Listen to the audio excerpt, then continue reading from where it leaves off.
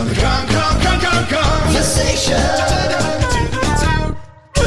I've gotten quite fussy as of late with all these past life memories haunting me. So my mommy and daddy have given me a new stuffed toy to help pacify me. It's a purple gorilla. Hello and welcome to The Conversation. I'm Hyle Russell. And I'm Cameron Regal.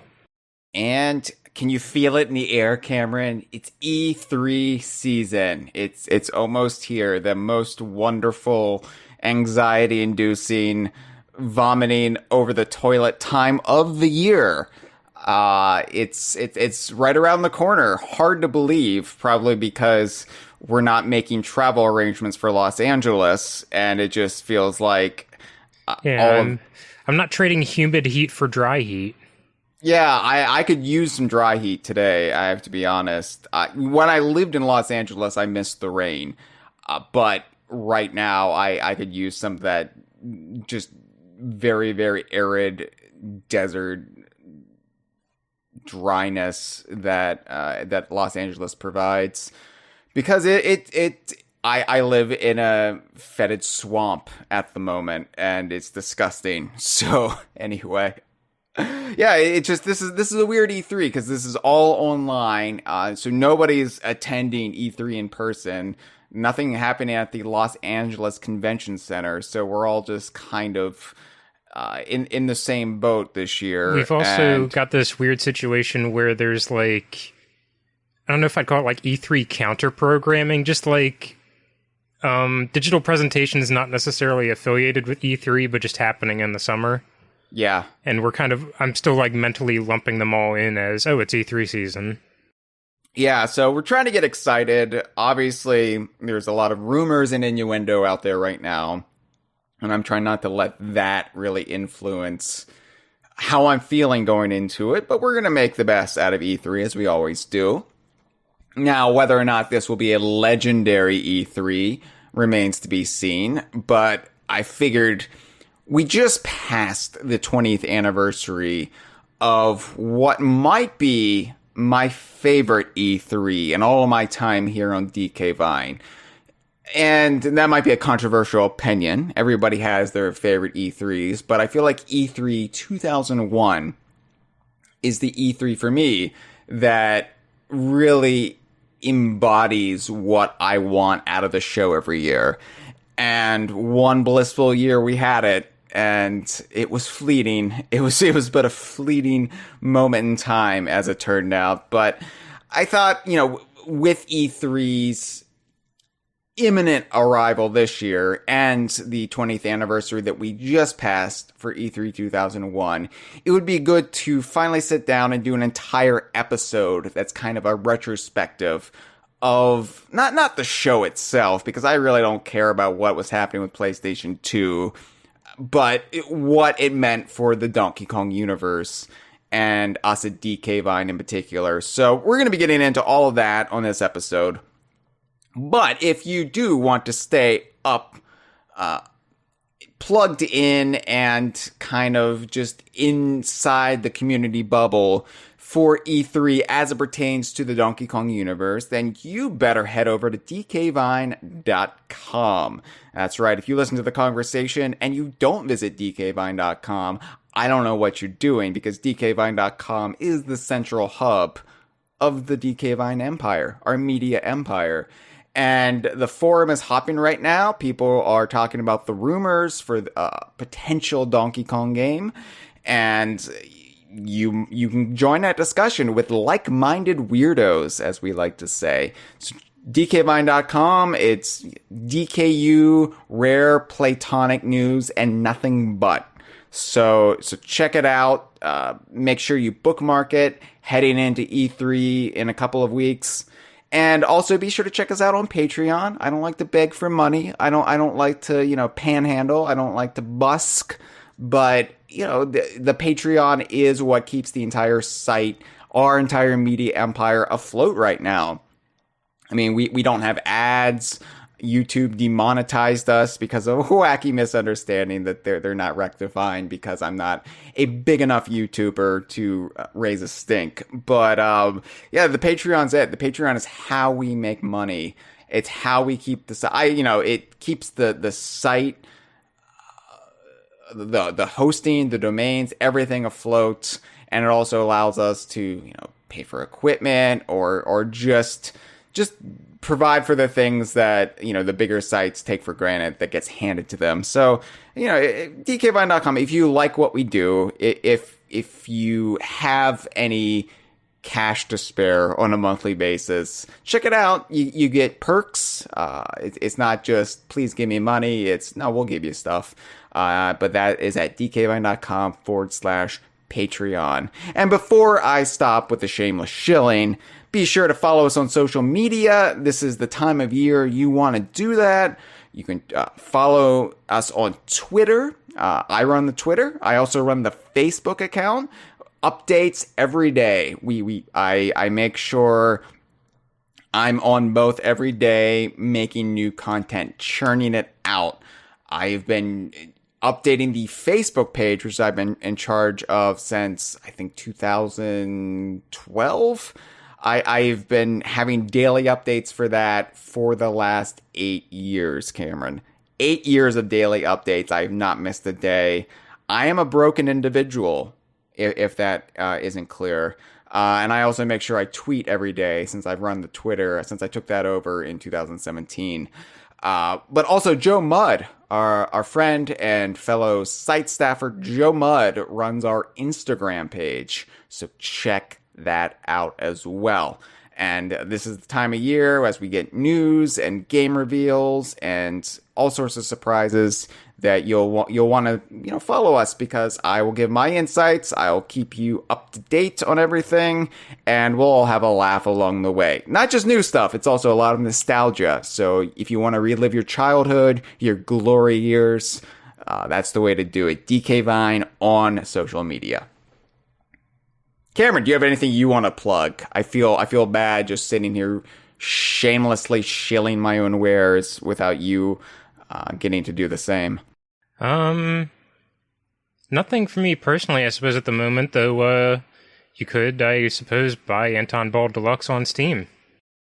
You could do that. Why would they be interested in Anton Ball Deluxe if they're interested in you, Cameron Regal, the person? Let's see. I did the key art that will welcome you on the store page for that game, and I also worked on the game's opening. And if you are a listener vested in the Donkey Kong universe, the character Clive from off of Clive and Wrench is a playable character. There you go. All right. Anton Ball Deluxe. Check it out. All right. Well, here we go, Cameron. Let me set the stage for you, because I like to create images. I like to create tapestries with my words. It was May 2001. The Boomer Run Media was publishing all manner of think pieces about what it really meant for Bob Dylan to turn 60 years old. It meant that he turned 60. Oh, but it meant so much more than that, Cameron. Think of what it means for Bob Dylan to be 60. Meanwhile, a relatively slow few months for news meant we were on the verge of being inundated with summer-long reports about shark attacks. Yes, shark attacks. In an attempt to create a sensationalistic Summer of the Shark, as they ended up calling it. Really, there were no more shark attacks than normal. It was just they were talking about them. But still, shark attacks, Cameron. That was what was happening. Shark attacks. We were all afraid of sharks in the summer of 2001. Watch out for those sharks. They're going to get you. Don't go swimming in the pool. They might be filled with sharks. And in the Los Angeles Convention Center, hopefully free of sharks, the 7th annual E3 was being held, where the 6th generation consoles were facing off really for the first time.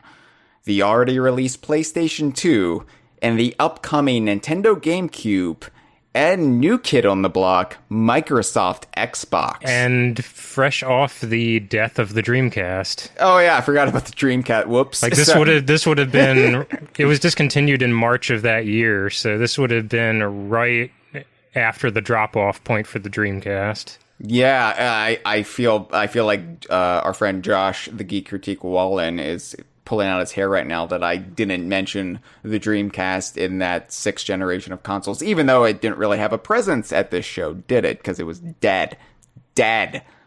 As dead as the victims of those sharks. As dead as we thought Bob Dylan would soon be, despite he just turned 80 the other week. We've discussed E3 2001 on this podcast many the time. I know some of you are sitting there listening in the bathtub with the candles lit as you like to listen to this podcast, thinking, I've heard this episode before. You've talked about E3 2001 before. This isn't new. What are you doing, Heil? And we've talked about it. I think it came up last season when we did the early pandemic, let's focus on happy things episode I did with Jeff. E3 2001 was one of my DKU highlights, right? But with us just passing the 20th anniversary and the rumors about the Donkey Kong franchise heading into this year's E3, I wanted to really take the time to really commemorate and remember what I consider to be the ideal E3 as far as Donkey Kong Universe reveals goes. We've had some exciting E3s since then, for sure. And we've had E3s that have really given us games that actually saw release in their intended original reveal state. But I don't think anything has really touched E3 2001 in my mind since I was covering E3s with DK Vine. And, this was before I was attending E3. I was still in high school here, right? Like, I wasn't going to E3 physically at the time, but E3 was already this magical time, this Christmas in early summer, or in this case, late spring, for gamers, where it seemed like anything was possible. Going into E3, you were always hoping that your favorite franchise would get a new reveal. And this E3 was really the culmination of everything we could have hoped for when it came to the Donkey Kong universe, because we didn't just get a reveal. We got multiple reveals on the same show. Games announced back to back to back. And it was really, aside from an E3 or two in the buyout era, it was the only time we've really had that sensation when it comes to not just the DKU, because that's kind of a broad concept, right? The DKU can be Donkey Kong, it can be Banjo, it can be Conker, it can be these other rare Platonic franchises that are tenuously connected by Goldfish or whatever. But this was the E3 where we got Donkey Kong games out the ass. And that is the rarity. I mentioned the buyout era. We got that in the buyout era, but the buyout era, of course, was fraught with anxiety and politics and all sorts of existential angst that didn't really let us appreciate it at the time.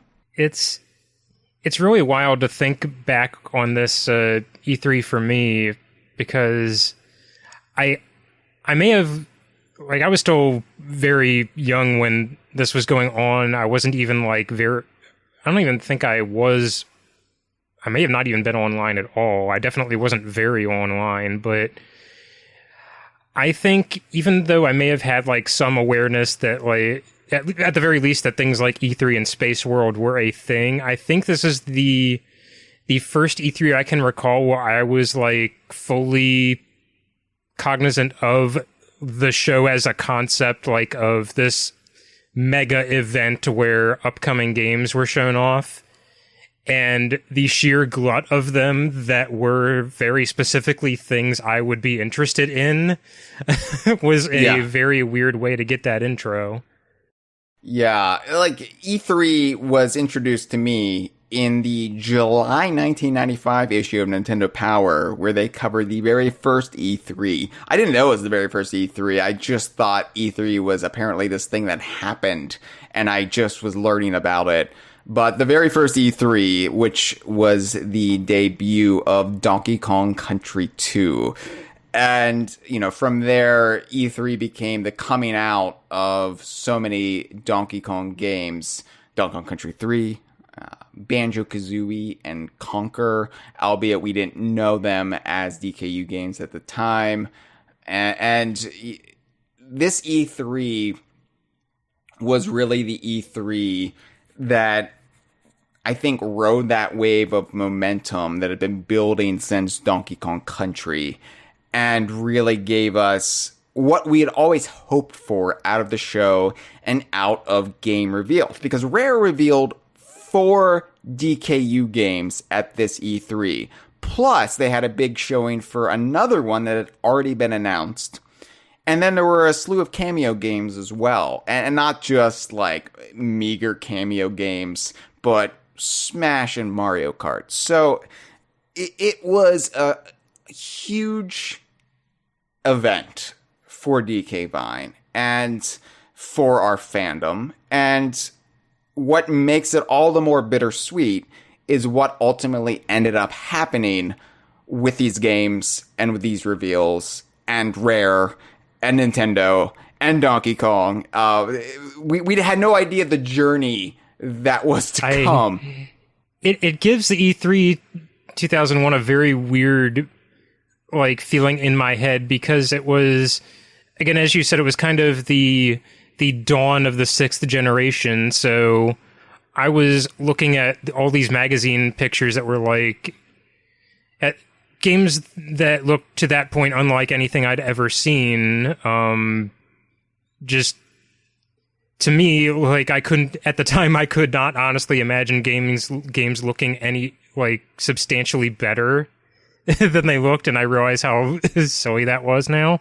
Yeah. But just kind of being blown away by the sheer visual quality of all the pictures I was seeing, and then having that yanked away a year and some change later kind of makes a lot of E3 2001 feel like this very good dream you remember having that you woke up from.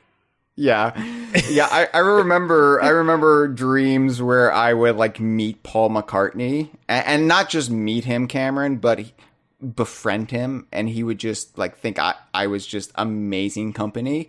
And I would remember waking up, and that you had that brief moment where you ponder if that was a dream or you were just remembering what had happened the day before. We'll probably get to it, but specifically that one screenshot from Donkey Kong Racing that's DK riding on Rambi, the one that was in all the magazines and on the back of the GameCube box. I think about that image now. I can look it up on Mario Wiki right now, stare directly at it, and think, nah, that doesn't look real. Yeah, there is this surreal quality to all of this that we'll get into, and maybe we'll do future episodes about other monumental E3s when we hit the 20th anniversary of that. Maybe this is the start of a new conversation series, because E3 2004 I think is the most comparable E3 when it comes to glut of Donkey Kong reveals and DKU content from Rare, but it was in a completely different context. Just a scant 3 years later, it was just, the world had been turned upside down, and I'd say in both cases we didn't know how good we had it, but for different reasons. Yes, exactly. That is a really eloquent way of putting it. So let's just launch into it, because I can wax poetic about the event and what it means all night long, but I want to actually discuss these games. And let me just say, these are all games we, again, have talked about on the conversation in the past. Sometimes we've dedicated an entire episode to these games, but this will be in the context of the actual reveal at this E3. We'll try to keep it limited as possible, but the first game we talk about Of course, it's the key art for this episode on the channels where the episodes have individual key art. So like this is what we're going to spend the bulk of time talking about, because this is what we really come back to when we talk about E3 2001, and it's actually sort of relevant. Even more so this week, beyond just having the 20th anniversary of the trailer, we've actually gotten a better look at the trailer than we ever have before. I'm talking about Donkey Kong Racing. So, Donkey Kong Racing, right? Like, the name itself just invokes emotion for the hardcore Donkey Kong aficionado. And it's the console sequel to Diddy Kong Racing, but it switches out the action from the classic kart, plane, hovercraft trio of vehicles to animal buddies and Kremlin Crew wildlife as seen from the Donkey Kong games. And that alone is just god tier as far as ideas go. Like, it is one thing to say, oh man, we almost had a full-fledged console sequel to Diddy Kong Racing. And if we just known that and we didn't know any details, that alone would be heartbreaking. But the fact that we got a trailer for this at E3, the fact that we know what the idea, the elevator pitch or the lift pitch for our friends at Rare, that we know what it was going to be, what the game would have entailed, just makes this all the more tragic. Oh, I think this will always, at least hopefully always, I'd hate to be more disappointed than this, but I think the hardest loss to take in terms of like a DKU game that didn't see the light of day. Yeah. It's going to be a high bar to top. Yeah. And so as I alluded to, we just got a new upload of what's relatively, for the time, high definition. It's a high definition version of the trailer that YouTuber Gold Medal Sonic, not to be confused with the Mario and Sonic at the Olympics superfan Gold Medal Sonic. It's a different medal. They uploaded a ripped segment from a 2001 DVD that I didn't know existed called The Future of Video Games Volume 1. And I don't know if there's a Volume 2, Cameron, but I think, as you mentioned... It could be like History of the World Part 1, where they just throw that in there to mess with you. I think like once you promise Donkey Kong Racing in The Future of Video Games Volume 1... there's no need for a Volume 2 when this fails to deliver, because we're still waiting on this future. So this was actually uploaded. I looked into it. This was actually uploaded to archive.org by someone named JC Calhoun, which sounds like a bootlegger or some sort of like turn of the century flim flam man. But JC Calhoun uploaded this, found the DVD. And then YouTuber Gold Medal with a T, Sonic, uploaded it. And I'm very thankful they did.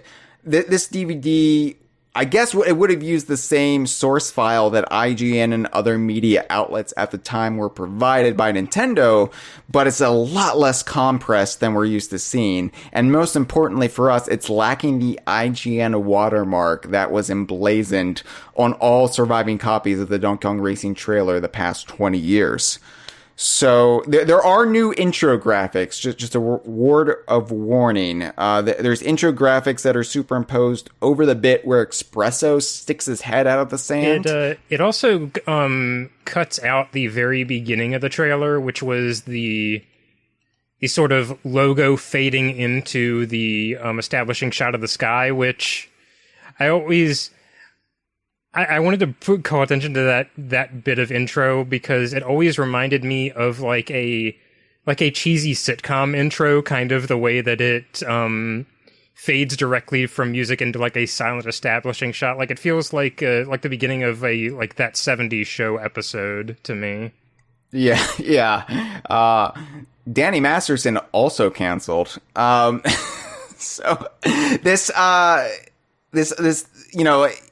I would say this watermark and losing the very the musical intro it's worth it to get everything else in better quality. And oh my God, like I was watching this on YouTube when it was uploaded last Saturday, and I was just noticing details I'd forgotten about. Like, I knew intellectually existed in the trailer, but I'm so used to seeing that very compressed, blurry IGN version. There's even a better high def version of the IGN trailer that was uploaded a year or two back, but that pales compared to this. And I was just like, I was just making screenshots and making GIFs. I was so excited about this. And I think what really like sent me over the moon was I forgot Glimmer was in it. I forgot Glimmer swam by in Kremlantis. And it's so wild to think that like we have the context to know now that this game did not get very far, but the sheer, like, even with that context, the sheer glut of everything that's in this video for even just a split second is all the more impressive.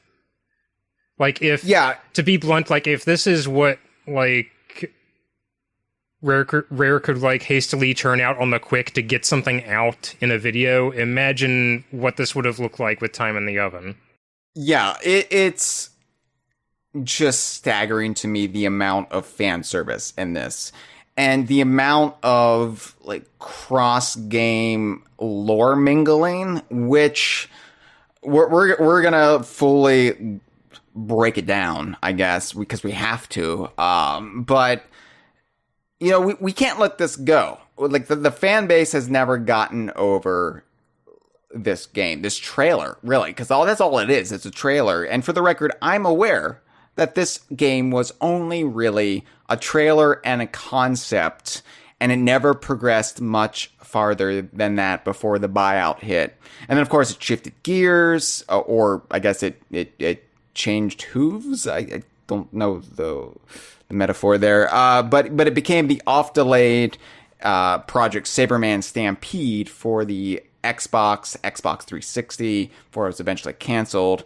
And, you know, I tweet about this game every now and then. I just get a hair up my ass, and I'm like, yeah, I want to talk about Donkey Kong Racing, because for a very abbreviated 2001 trailer for the GameCube, it is almost like an immaculate work of art to me. And, you know, a Rare employee once got kind of noticeably irritated with me on Twitter when I was talking about it. You know, they're pointing out, hey, this game wasn't really a game. It was a trailer and some concepts that never really got much farther than that. Get over it.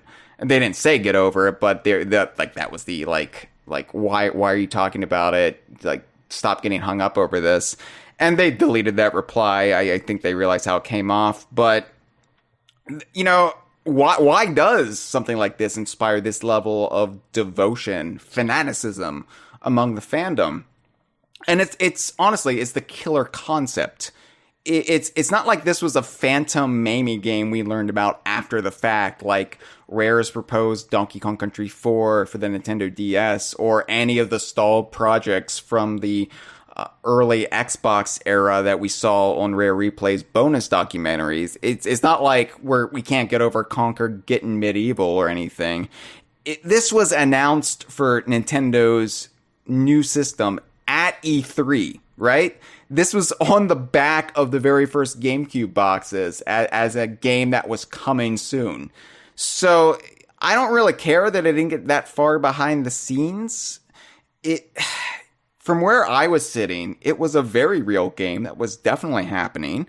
Both a sequel to my favorite mascot racer and an installment in my all-time favorite video game franchise from a team and studio I implicitly trusted. And it was the notion that characters from Diddy Kong Racing would be meeting characters from the Country and Land games and Donkey Kong 64. We would have tracks inspired by Donkey Kong 64 and Donkey Kong Land. And it was this big nerdy celebration of the past 7 years at that time of Rare's tenure on Donkey Kong. And, you know, Cameron, we've talked about this off air. We've talked about this in the Inner Circle. We've talked about this on our Sea of Thieves stream.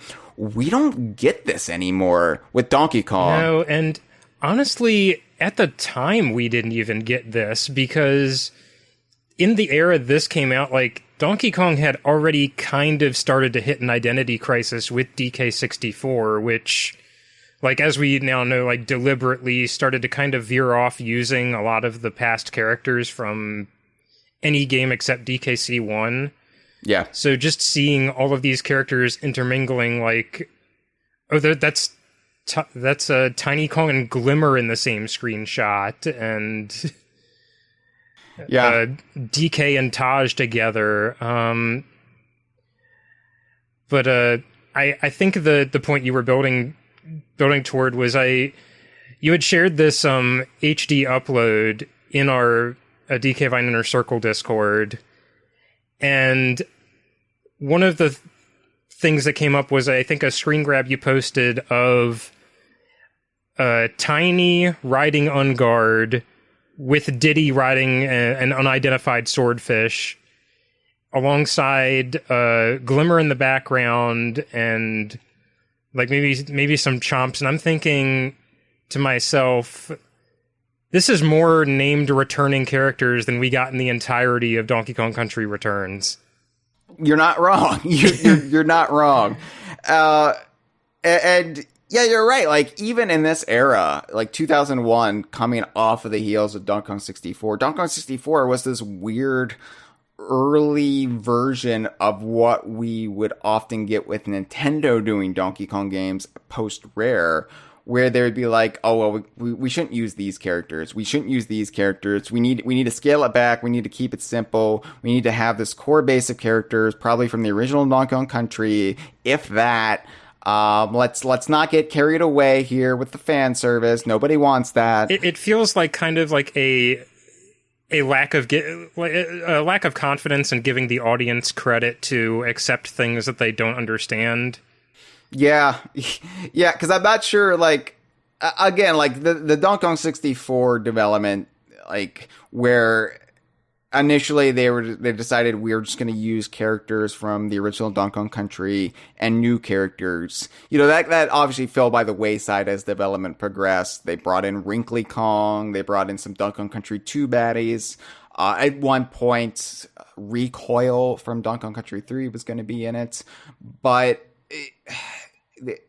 it's still like this early iteration of like, well, we don't want to use too many Donkey Kong characters in our Donkey Kong game. That became, I think, legendary. Obviously with Jungle Beat, even though Jungle Beat, the intentions behind it were mistranslated for us, and there's a lot of, I think, animosity that sprung up as a result that was misplaced. But, you know, even with the beloved retro games, especially Tropical Freeze, you see it. You see it all the time.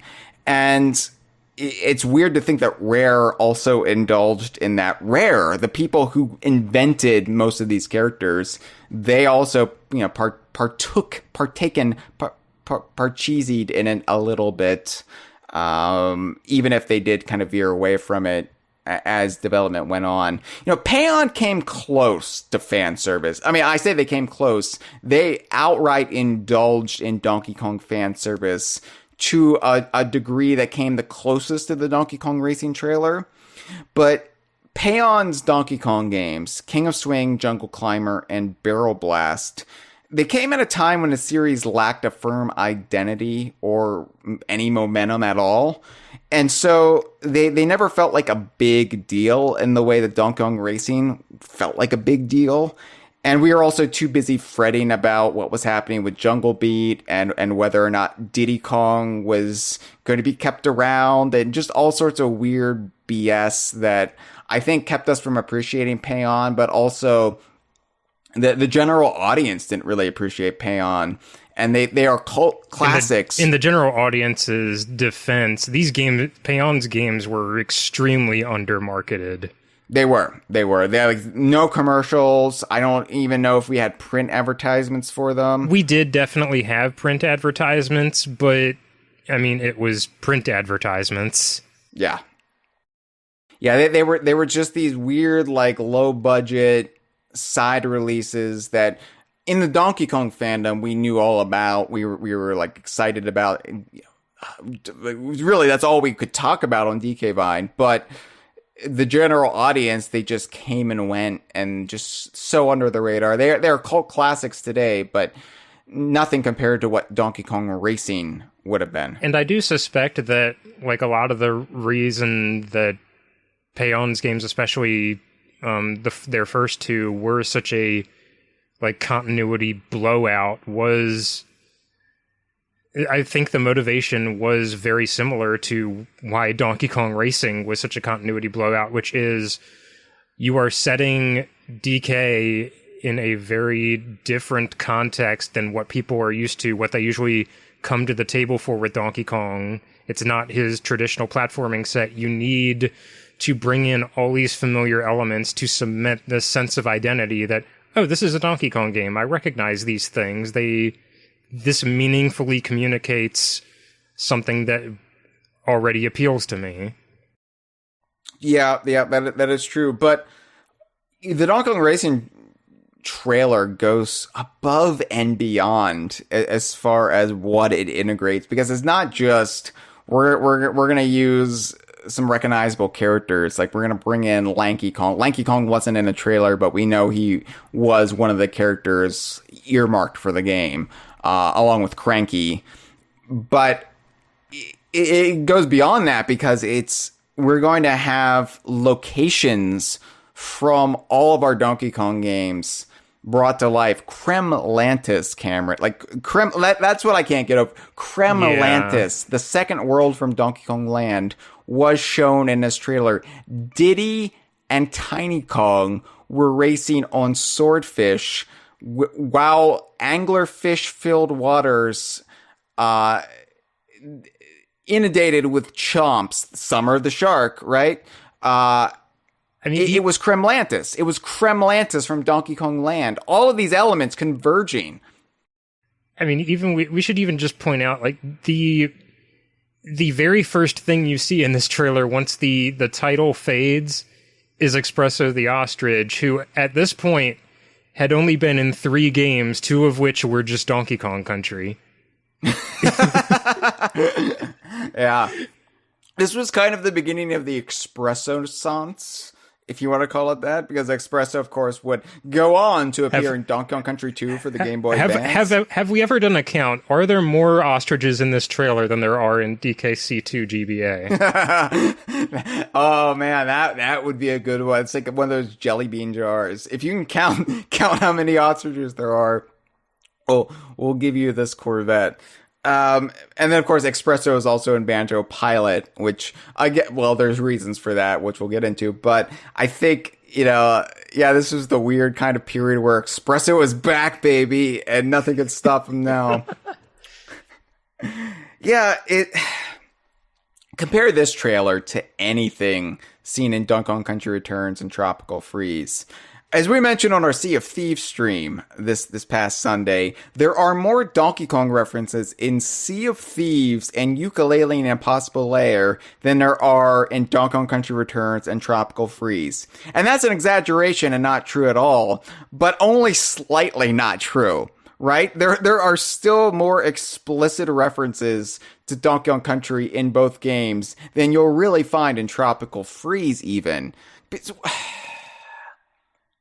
Yeah, at the very least, like, the Returns and Tropical Freeze, outside of a few examples, are very hesitant to play with your nostalgia like this kind of seems like it was going to.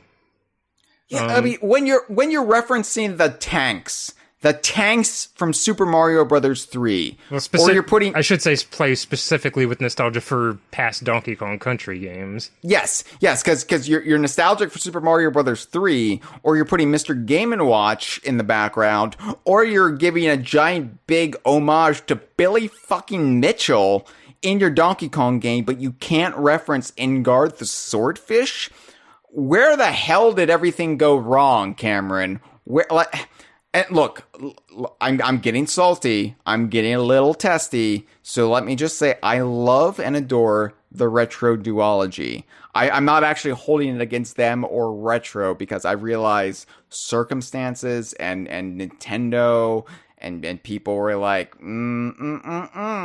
maybe no, wrong character reference. Yeah, but I would not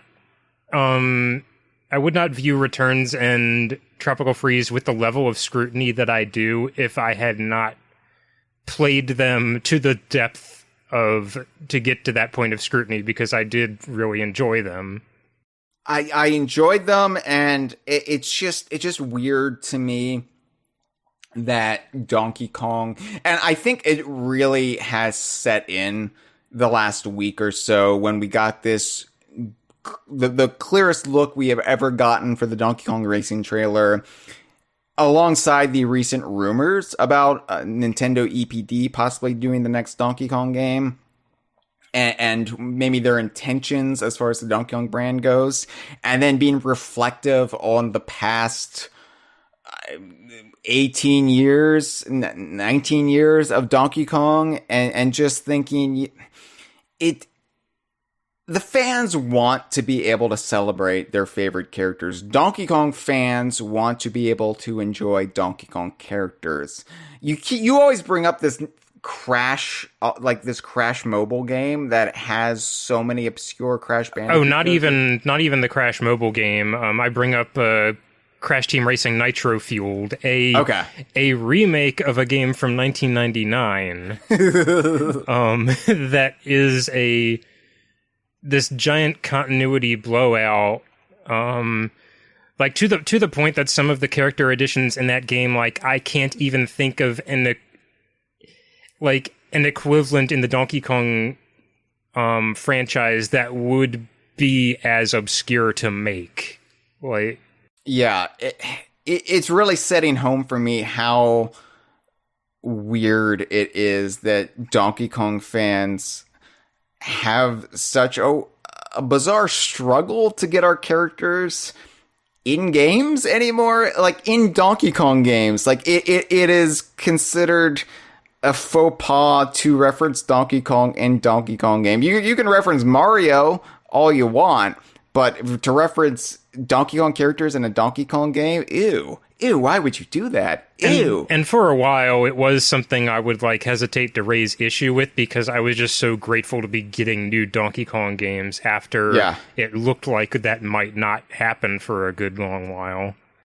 Right. Yeah, like I said, I don't hold it against Tropical Freeze and Returns or Retro. I do hold it against Nintendo and their bizarre corporate mentalities, And even Rare indulged in this mentality back in 1999. So it's not even something that is necessarily native to Nintendo. It is this weird mindset that creeps into anybody who does the Donkey Kong games eventually, sans Payon, that we don't want to bring back those characters. I guess the hope for the future is that, even though it ultimately didn't pan out, Donkey Kong Racing to me communicates that was the start of the pendulum starting to turn to sway the other direction at Rare. Yeah. And now I think we're seeing we might be seeing the signs that same exact thing is happening with Nintendo, considering the dawn of K. Rool and Smash on the back of his very apparent popularity.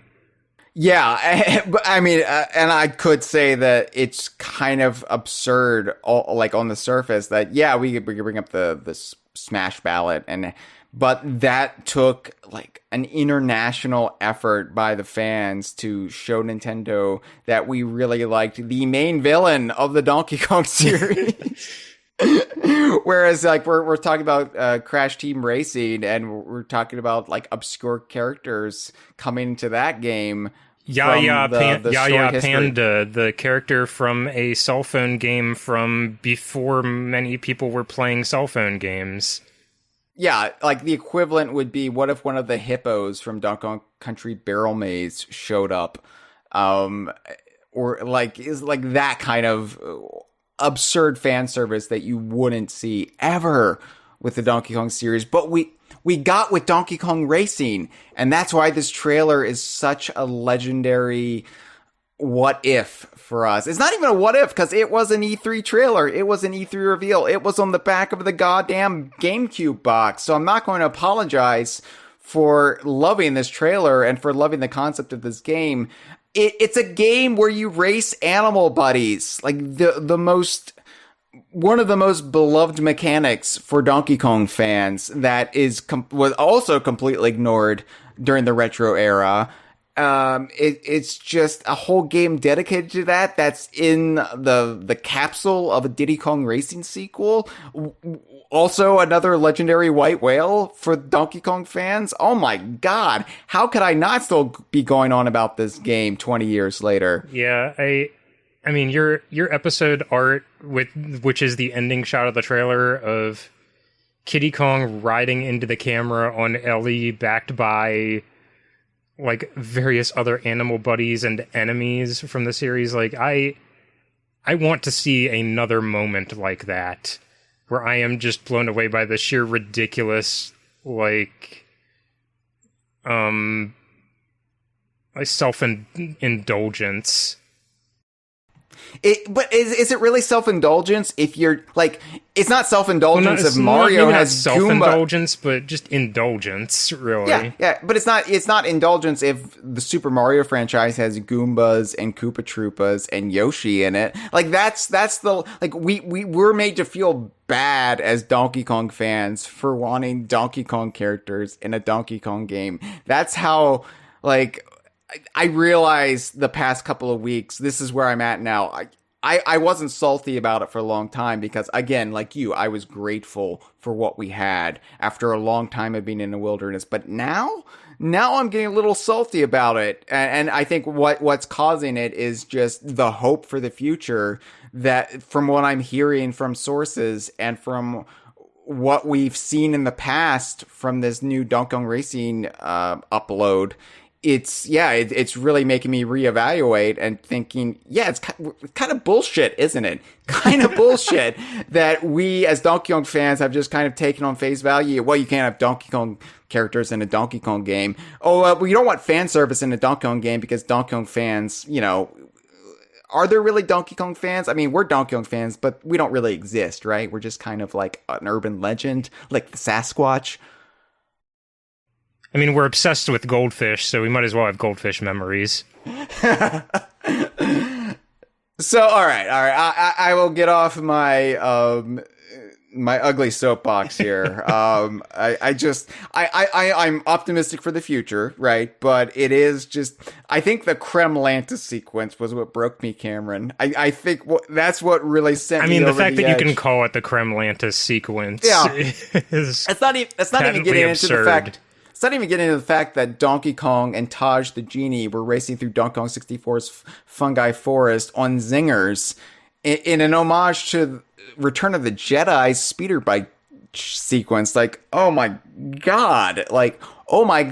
Again, all due respect to those at Rare who, have a baked in opinion of me, but how could I not still be going on about this trailer? This was the best trailer ever. As a fan of Rare, as a fan of Donkey Kong, this is basically like my Casablanca, my Citizen Kane, this my Paddington 2. This is the best piece of cinema on the planet. So. Now I did want, before we move on, because I could sit here and talk about Donkey Kong Racing all night, and I probably will after we're done with this episode. I'm just gonna stare at the wall, stare at my Captain Bones poster up on the wall here, just talking to it about Donkey Kong Racing. But we know that outside of the trailer, as I mentioned, Cranky and Lanky were planned for the game, along with Donkey Kong, Diddy Kong, Tiny Kong, Taj, Kiddy Kong, but had it actually seen development and had, circumstances been different, had Rare been bought by Nintendo, for example, and this actually saw release sometime in 2003, 2004, who else might have shown up? Because I have to imagine that even from what we've seen from design documents and character models, we would have seen more. Would we have seen Banjo and Kazooie in it, Cameron? Because the thing is, okay, Taj is in the game, and Taj is interesting because Taj is owned by Rare. Taj is not a Nintendo character, never was a Nintendo character, but they put Taj in the game because this is how, like, loosey-goosey they were feeling with Nintendo at the time, that we'll put Taj in the game, sure. There's also this, like, melding of Diddy Kong Racing and the Donkey Kong series in general that I think Taj is kind of the avatar of. I mean, you even see it in the logo. The logo, the racing part of Donkey Kong Racing is the racing type from the Diddy Kong Racing logo. Yeah, this is a Diddy Kong Racing sequel. Like, we don't know it, I don't think there was a plot to speak of at this point. So we don't know if, like, it would have seen WizPig show up, but this was a Diddy Kong Racing sequel that was going to be published by Nintendo, as opposed to Diddy Kong Racing, which was a Rare published game that licensed Diddy Kong. It was switching it up, bringing it back into the Nintendo fold, but they were still going to integrate Diddy Kong Racing elements in the game, despite those being owned by Rare. Because at this point, I think a lot of the devs at Rare didn't care anymore. Like, they were just thinking, like, we're with Nintendo, like, we've been with Nintendo for a long time. You see that with Donkey Kong nobody 60. would have had any reason to suspect that this relationship was changing anytime soon.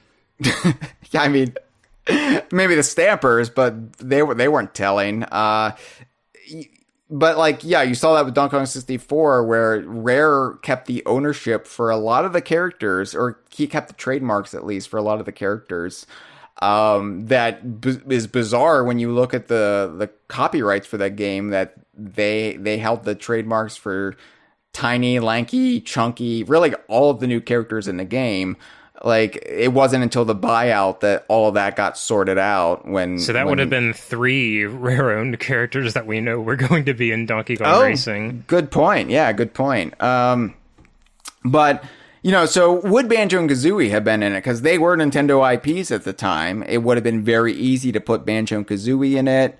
What about upcoming characters in future Rare games like Cameo? Would they have pulled like a Banjo and Conquer, where they used Donkey Kong Racing as the chance to debut new Rare IPs? Something to think about that we never think about. I certainly hope that if the roadmap had gotten a little bit farther, we would have seen more characters than what we know about, because I've had kind of this, like, extremely pessimistic, like, crackpot theory brewing in the background, which was, if you look at the known roster for Donkey Kong Racing versus the known roster for Diddy Kong Pilot, there's this weird bifurcation between the two, where some characters are in one game but not others. I think Diddy, Donkey, and Cranky are the only ones known to be shared between the two. Mm-hmm. And, like, say, Tiny is in Donkey Kong Racing, Dixie is in Diddy Kong Pilot, Lanky is in Donkey Kong Racing, Candy is in Diddy Kong Pilot eventually. And I kind of, my inner pessimist is wondering, like, were they going to do this thing going forward where they kind of bifurcate the character rosters, keeping principal characters in only one game or the other? And I don't love that, because Dixie should definitely be in a console Donkey Kong Racing game, but I have no way of knowing if that was the case. I could be ascribing something I don't approve of to developers who never had that intention. So I'd love to be wrong.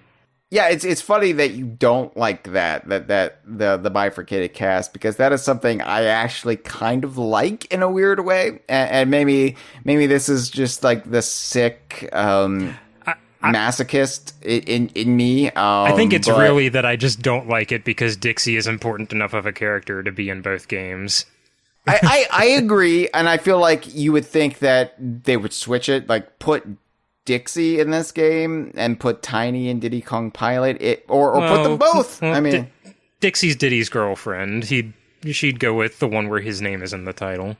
I guess. Well, let's talk about Diddy Kong Pilot. But before we move on from Donkey Kong Racing, I do want to add like a Where Are They Now kind of like Animal House tag to all these games. So Donkey Kong Racing, of course, was hit the hardest by the buyout because Rare could not make Donkey Kong games for a console. So it was...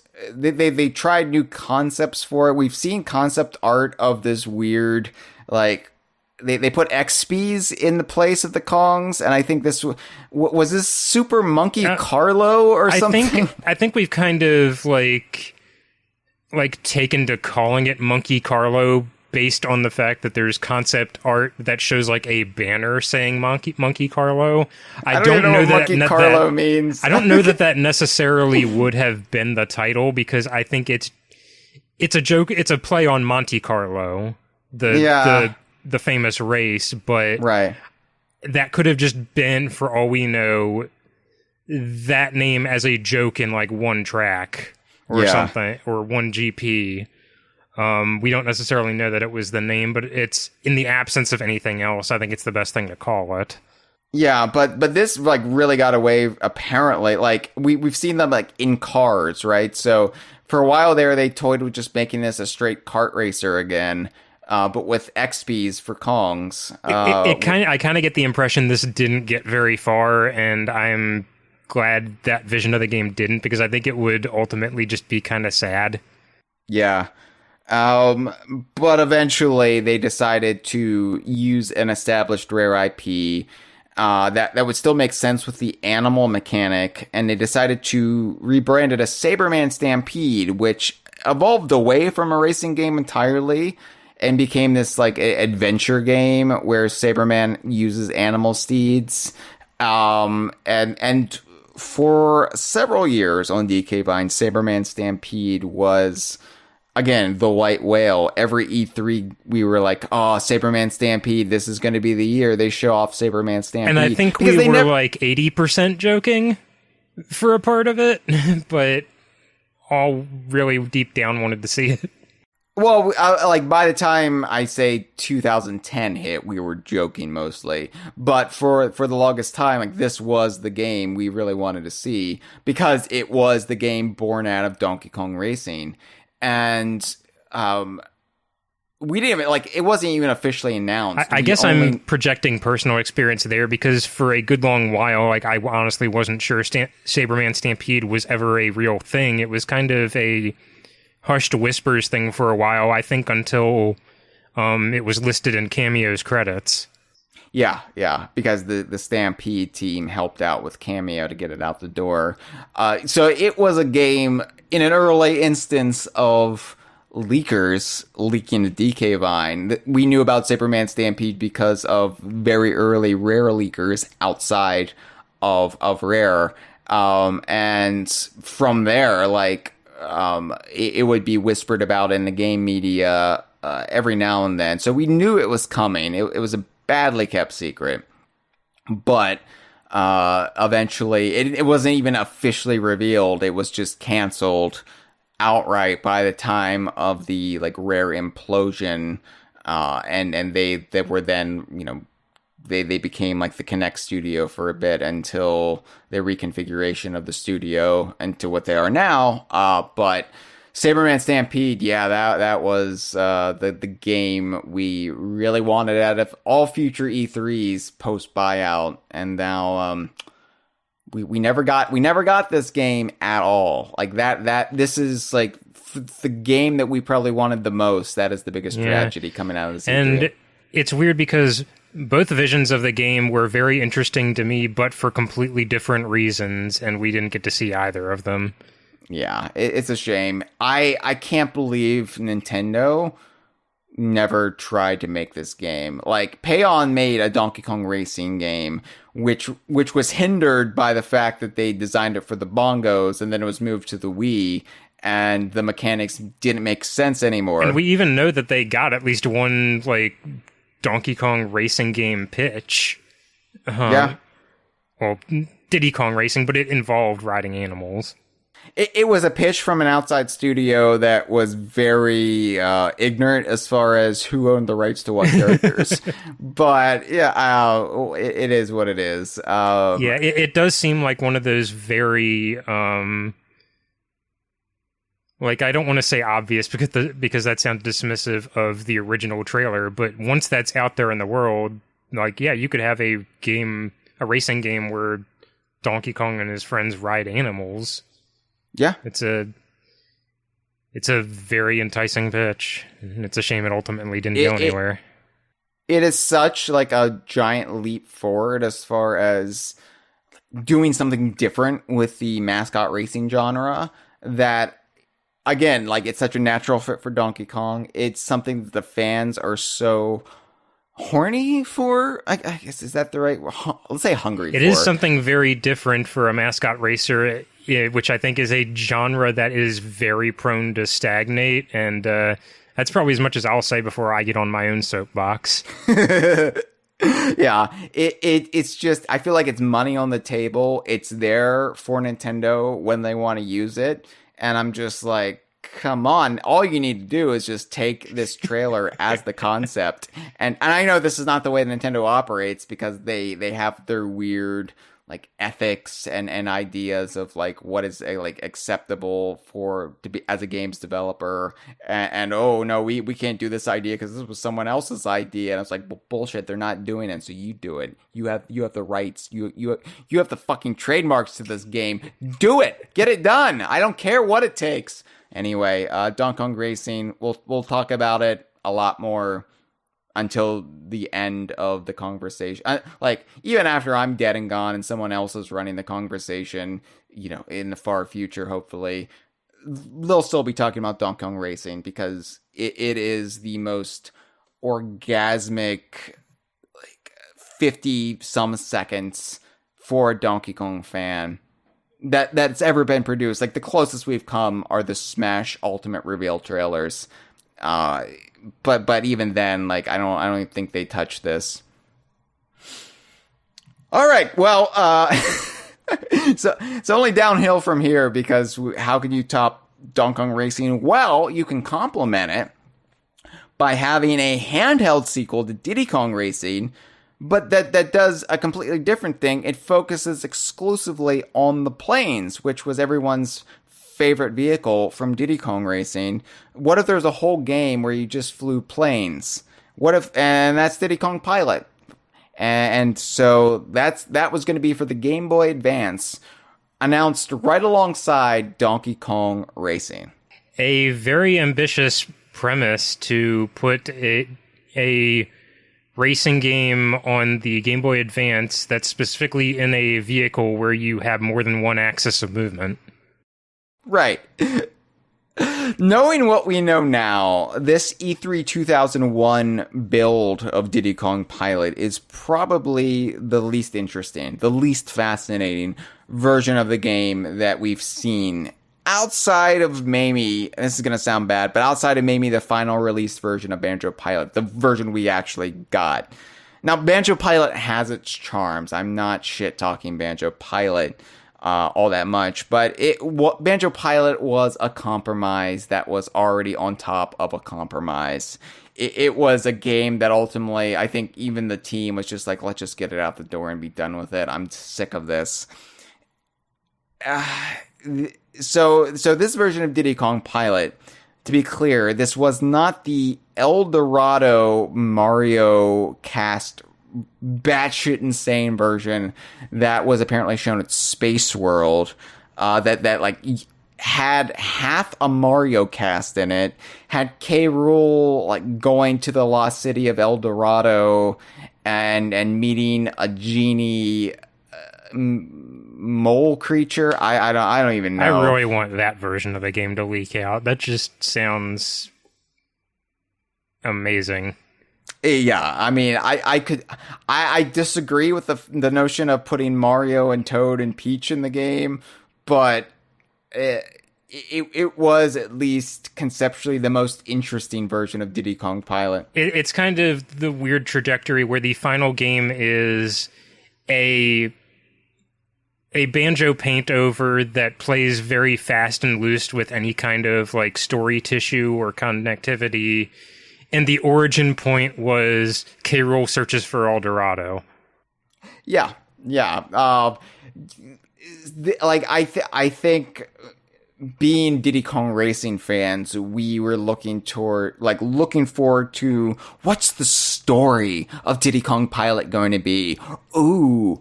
And, it's kind of a joke because when Banjo Pilot came out, infamously, there was no story, which kind of flew in the face of everything we knew and expected from Rare. This, from what we've seen of this El Dorado version, it kind of gives the impression the El Dorado stuff is only one facet of many things going on. Because if I remember right, it's like in a sort of mission specifically for K. Rool in that game. There were multiple little stories in the game, and I say little stories. It sounds like I'm dismissive.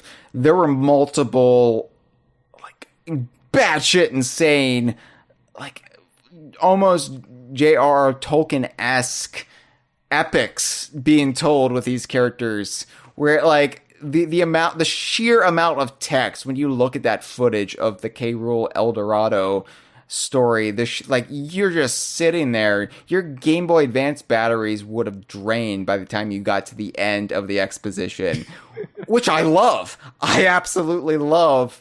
The amount of lore drops, Cranky is looking for El Dorado, and K. Rool is trying to beat him to it, and it's just globe-trotting adventures with Donkey Kong characters that puts them squarely on the planet Earth.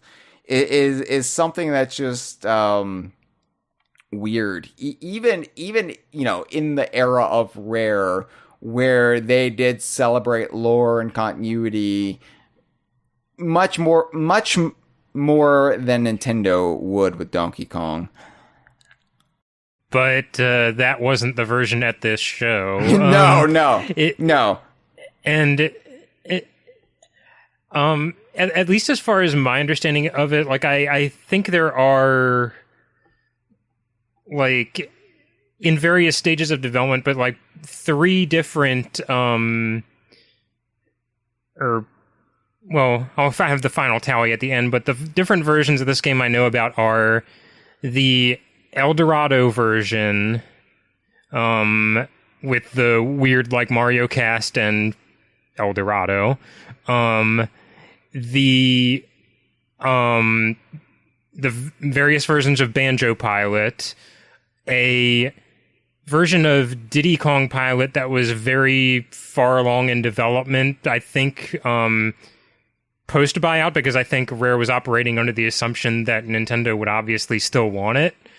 And then the version at this E3 is kind of in an in-between, which a ROM from, I think, a similar time period is available online, but maybe not the exact one that was at E3, which is sort of an in-between state of the El Dorado version and the version of Diddy Kong Pilot that's basically the final version of Banjo Pilot with some spit and polish left to be done.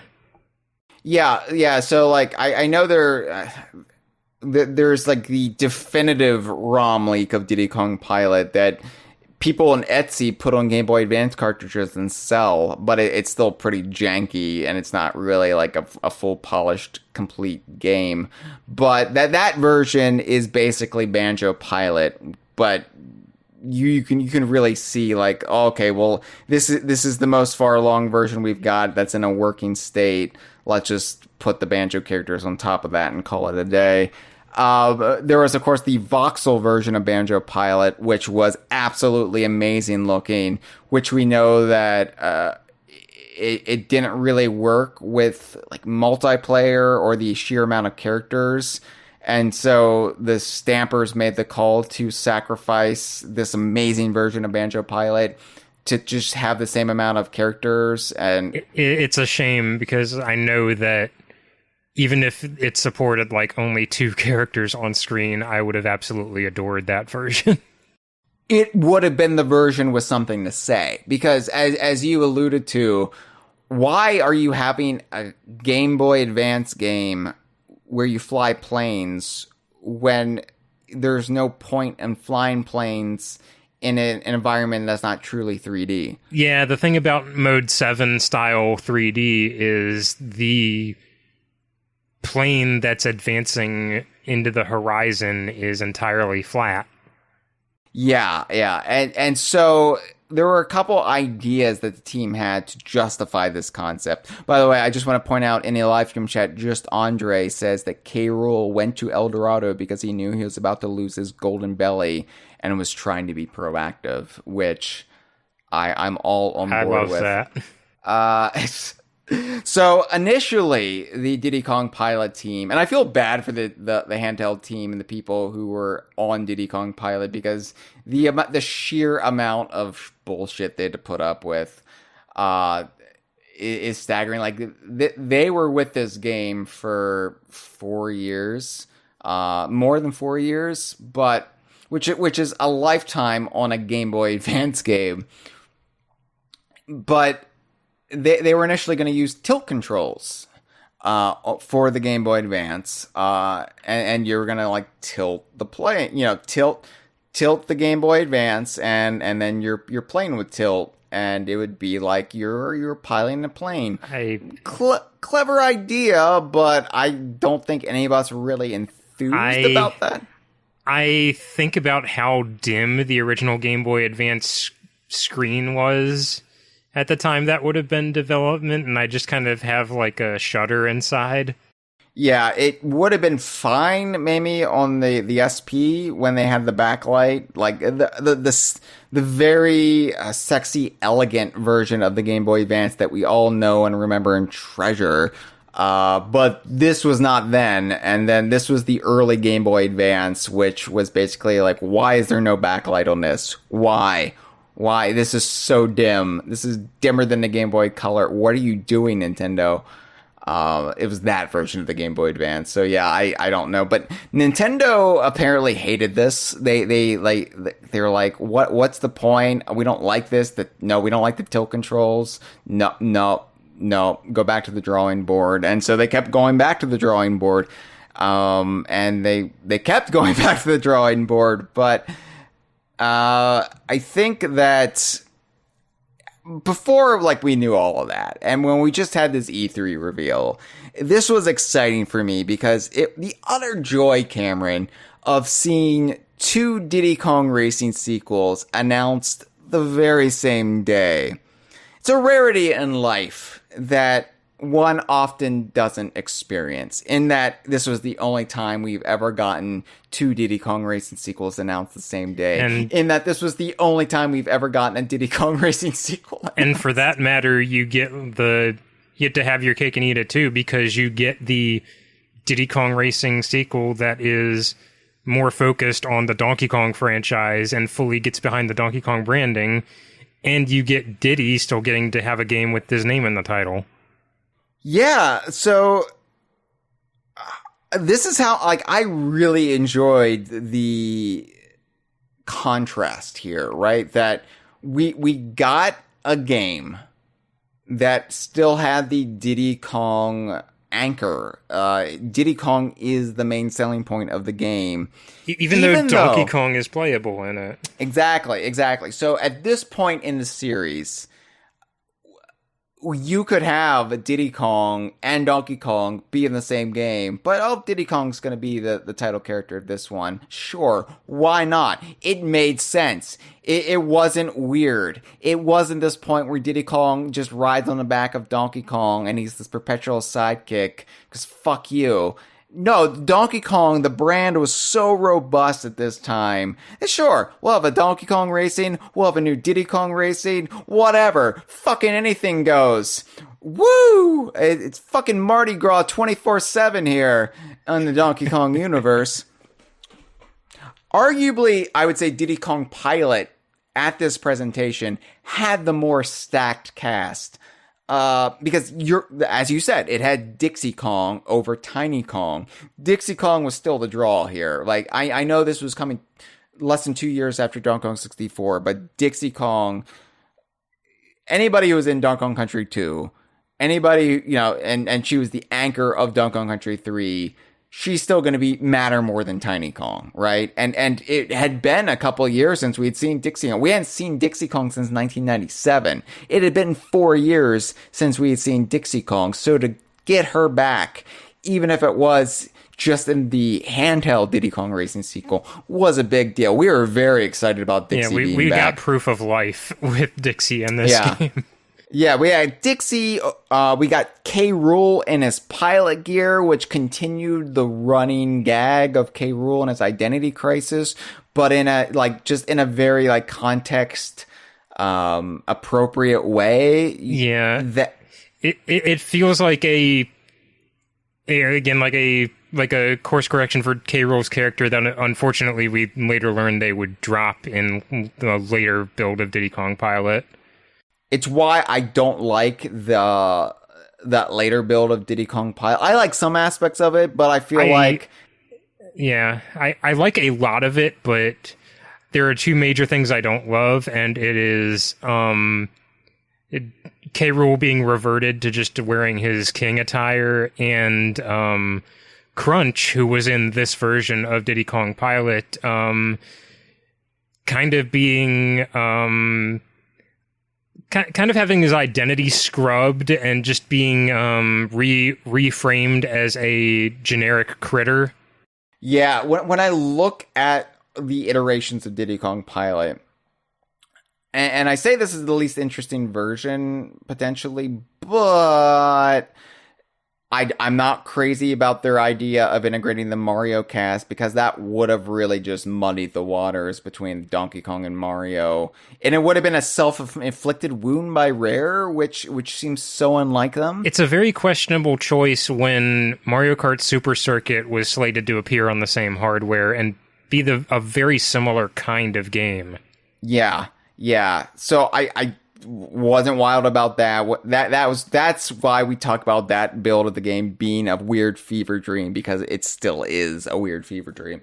But also, yeah, stripping Crunch of his identity and just having him be Critter or whatever, Kremling, it's just so unlike Rare. And of course, they did the same thing with Jinjo in Banjo Pilot, which is just, it's not Rare has always been about character and elevating characters, and not falling into the traps that Mario and a lot of Nintendo franchises fall into, where you've just got here in this racing game we're gonna have Koopa Troopa and Toad is gonna become a species. It really feels to me like it betrays that lack of confidence of, we have to have K. Rool look like King K. Rool, because people might ask questions why he's not dressed that like a king if he looks like that, or people may not know who this Crunch guy is, but they'll know what Kremlings are and what a critter is. Yeah, it's not trust, assuming that, as you said, your fan base has the memory of a goldfish, or that there's not an ingrained Donkey Kong fandom who will appreciate that kind of stuff. So it's weird. It's weird to me. But that's why this version, I think, is my ideal Diddy Kong Pilot, because Crunch, K. Rool as a fucking pilot, but also Cameron, Redneck Kong, and I can't stress this enough that the name Redneck Kong is garbage. I know it's kind of a UK thing there, the British conception of what a redneck is a bit different than the American United States reality of what a redneck is. Because this Redneck Kong is a hillbilly, right? A hillbilly is not a redneck. And I go on this tangent every time, but it matters, damn it. I mean, it's an understandable mistake, because it's conflating two very similar but also different archetypes of the United States. Yeah, and the southern regions of the United States. Although there are rednecks. Redneck is a chosen lifestyle, where hillbilly is kind of, you're born into it, right? So anyway, the fact that they introduced a brand new Kong The fact that it is such a ridiculous archetype, it's such a just a caricature of like, oh, okay, what if we have a gorilla, but he's a hillbilly moonshiner? The thing I probably What? remember most about Redneck Kong was someone writing into Scribes asking like, "Hey, what's the deal with this hillbilly Kong? What's he about? What's their name?" And the response being, "Oh, don't worry about it. He's been cut already." Yeah, but E3 2001, we didn't know any of that. All we knew is, baby, we were getting a new Kong. Like, between this and Donkey Kong Racing, right? It was a 1-2 punch. It felt like the most complete two rosters, but this omni roster between the two games. We were getting basically everyone back. Even the character they were ultimately going to replace Redneck Kong with, like, for a while, in the leaked build of this, they've like kind of like half phased out Redneck Kong with Candy Kong. Yeah. And that in itself would have been really cool. Like, oh, Candy is playable and doing something for the first time. Even in the Payon games, while Candy showed up, she wasn't playable.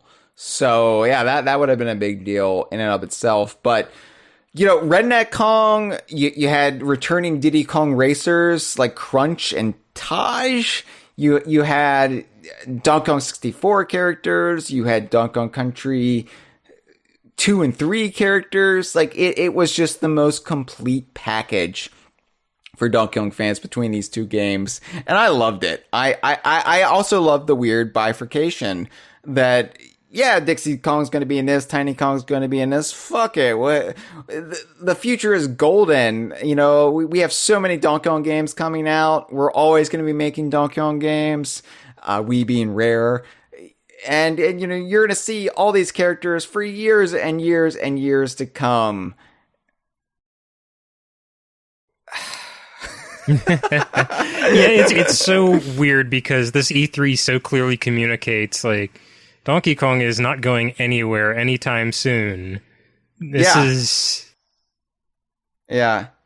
And it really did make the Donkey Kong series, in particular, on that day, feel like the most liberal, freewheeling, anything goes franchise on the planet. This former sidekick, he's going to be the title character of this game, and his girlfriend's in this game, but her sister's going to be in that game, headlined by Donkey Kong. But Taj, the genie from Diddy Kong's game, he's going to be in Donkey Kong's game. Like, what the fuck? But it's great. It's like I was so over the moon before I knew Donkey Kong could even punch it. It was just fantastic. So Diddy Kong Pilot, of course, as we already said, it became Banjo Pilot through many, many painful iterations. Eventually, the version we got was ultimately heavily compromised to get it out the door. It was flawed, but it had its charms. I'm ultimately glad some vision of the project that was Diddy Kong Pilot got out into the world, even if it wasn't everything I would like it to be. At least there was something to show for it, and that's not nothing. There was, and because I think Banjo Pilot is perfectly fine. I know that a lot of us are very down on it when we talk about it in conversation, but a lot of that I think is just that it's not a mega hit or like the best racing ever on any platform, but it's serviceable. It's got some fun stuff. It's not broken. It's not. And, you know, because they did such a late integration of the Banjo characters over that latter day Diddy Kong Pilot build, we got some great things like Donkey Kong music and Espresso the Ostrich in a Banjo game. And it's for that alone, hilariously it's worth conspicuous in some places. Yeah, for that alone, it's worth it. You know, we don't even talk about, is the announcer in Banjo Pilot supposed to be TT? I think it's like a deeper voice. I think they like redubbed it, but I think it is supposed to be TT in the Diddy Kong Pilot build, the latter one. Yeah. So I often wonder, like, should we count Banjo Pilot as an appearance by TT? It's one of those Maybe gray areas. he's got like a voice modulator to hide that it's him. Considering how his friend Taj's voice changes just a couple years later, who's to say? So there was a third Donkey Kong game announced on this day, E3 2001, Cameron. And to say that there were two Donkey Kong games announced on the same day is a ludicrous notion here in 2021. But to say that there was once a time when we could have three Donkey Kong games announced back to back to back, that is just like something else entirely, right? Like that is, it would seem like a cruel joke had I not lived this time period myself. So this was also this a Game Boy definitely Advance seems game. like the most made up of anything we're going to talk about. It does, especially when we say what became of the game. That, I mean, the whole project sounds like a lark, like some sort of like aristocrats joke where we're just kind of trying to one up each other as far as like what became of this game. It's Donkey Kong Coconut Crackers, a Game Boy Advance puzzle game that was announced and obviously was overshadowed by the two racing games. And people on DK Vine, I remember DK Vine staffers even were shit talking this game when it was revealed. And I don't know why. I think it's because we didn't realize how good we had it. We had a new rare Donkey Kong game revealed, and people were making fun of it because it was the lesser of the three. I mean, it wasn't as exciting as the other two Donkey Kong games that got announced on the very same day. I don't know. I was excited about Coconut Crackers. I do remember that, like, I learned about Coconut Crackers similarly to how I learned about the other games. I think it was in a print magazine, and I do distinctly remember that this was the only one of the three I was not excited for at all. I wasn't like shit talking it. I wasn't thinking, oh, well, that's stupid. It was just, that's not my cup of tea. Which is honestly a really good place for the Donkey Kong franchise to be in, because, I mean, if you're a Mario fan, you don't necessarily love every variation, like genre excursion that Mario partakes in. Some games just may not be for you, and that's fine, because there will be 5 others that are. It's the luxury of choice. Meanwhile, we in Donkey Kong's fandom were like, well, this might be the only game we get this decade, so we better make the most of it. It was this, like, it had this weird, like, isometric view, a little kind of askewed, but, I'm not somebody who has ever been a puzzle game fan, right? Like, I had Tetris on the NES.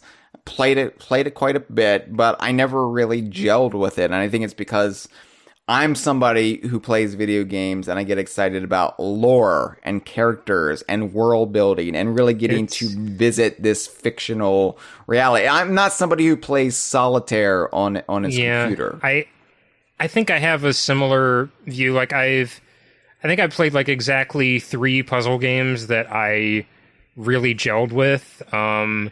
One is the game that this eventually turned into. The other is Wario's Woods, because it just has the very off-kilter story of Wario deciding to be a huge dick to Toad for a game. Yeah. And Puyo Puyo Tetris, which has like a very fun, silly story to it. Yeah, I mean, look, if I'm going to play a puzzle game, it's going to have to be a DKU game, right, to really get me invested. And luckily for us, this game has always been DKU, aside from maybe its initial conception. But it eventually became Donkey Kong branded. Like, the concept, I think, was Animal Crackers, or like it was an idea one of the Stampers had. And then it was kind of given to the handheld team to develop. Paul Makachek friend of DK Vine, what took point on it, and anything like gifting it the Donkey Kong IP at the time at Rare was like a guaranteed way to generate sales. If it's going to have the Donkey Kong branding, it's going to sell. So, I mean, there's a reason, as I bring up, like Donkey Kong 64 was so financially lucrative that people who worked on DK64 just to get it out the door made more money from DK64 than they did their own games at Rare. So, like, Donkey Kong was like, oh yeah, if we put the Donkey Kong IP on it, it will move some units. So, it became Donkey Kong Coconut Crackers, and it's not until I was setting about getting this episode ready that it dawned on me, like, looking at screenshots of this, which are all very tiny because E3 2001, like all the media sites, like screenshots were uploaded very, very small because our monitors were smaller then. And granted, it's a Game Boy Advance game, so the resolution is going to be minuscule no matter what you do. Yeah, but it didn't dawn on me until now that there are some comparisons to be made with this and Donkey Konga, the Donkey Konga series, in that it is a vague Donkey Kong theming on a game, on a style of game that has nothing to do with Donkey Kong. And it's mostly getting by with the Donkey Kong theme by using recognizable backgrounds and characters to kind of loosely tie it in. I mean, this is the nicest thing I'll probably ever say about Donkey Konga, but I see the logic train with Donkey Konga in a much stronger way than I do this game. Sure, like, this game had some, like, I don't even, like, really know the general conceit of it by heart. It's something about paint-filled coconuts, dropping. It's very hard for me to imagine the puzzle mechanics of this working the same way that they do in the game this ultimately became, looking at the screenshots of it, because I genuinely am not sure what's going on in them. Yeah, and I think it's one thing just seeing static screenshots, and it's another, like, actually playing the game. Like, you show me It's Mr. Pants, show me screenshots of that, and I'm not going to be able to decipher that, but if I'm actually sitting down and playing the game, and it's walking me through what to do, I'm like, okay, I got it. If you see an isolated screenshot of It's Mr. Pants, it just looks like Tetris, and that's not how it's played at all. It's not, and I, It's Mr. Pants is my favorite puzzle game of all time. Granted, like, I'm a weirdo who has to have puzzle games in the context of a shared universe to really appreciate, but still, like, what this game ultimately became, I adore. I think it's a fantastic title. So much so that I have 100% completed its mobile iteration. That is how much I am dedicated to this game. But I like this idea. Like, 2001, before I even knew that Mr. Pants was going to take it over, I was excited about this. I was like, you know what? This is going to be a nice expansion to the Donkey Kong series. The thing I was excited about the most, Cameron, was looking at the screenshots. So we've got very recognizable Donkey Kong environments. We've got Gorilla Glacier. We've got a Zinger Hive. And it's funny because Donkey Konga would also bring back... Donkey Konga 2, actually, would bring back the Zinger Hives. These actually remind me a lot of, like, the nonsense scrolling backgrounds in Donkey Konga, now that you've made the comparison. Yeah, I mean, that is what it reminds me of. There's the Congo jungle, obviously, with very rare styled palm trees.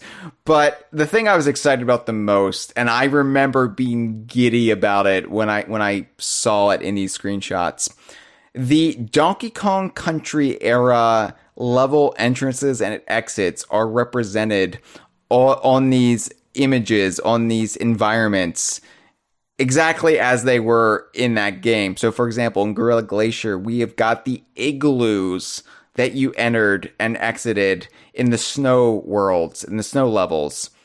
The igloos are back. Like such absurd fan service again. Who ever thought we would see the igloos from off of Donkey Kong Country in a Donkey Kong game again? But here they are. here they are as you remembered them. They're still here. The Gorilla Glacier hasn't been blown up by the Tiki Tak tribe yet, so we still got these igloos here. And it doesn't seem like there's any practical reason for this to be here. It's entirely aesthetic flavor, which I love. It's not dissimilar to like King of Swing having like Candy's save point on the first world map. It doesn't do anything, but it's there for you to point and say, "Oh, I recognize that." Or it's like in Mario Superstar Baseball having Swanky's Sideshow on the side of Donkey Kong's baseball diamond. It's like cool fan service that fans really adore and appreciate. And it's like, Nintendo, if you're listening to this, put more igloos in your game. we Donkey Kong fans love the Gorilla Glacier igloos. Just saying. The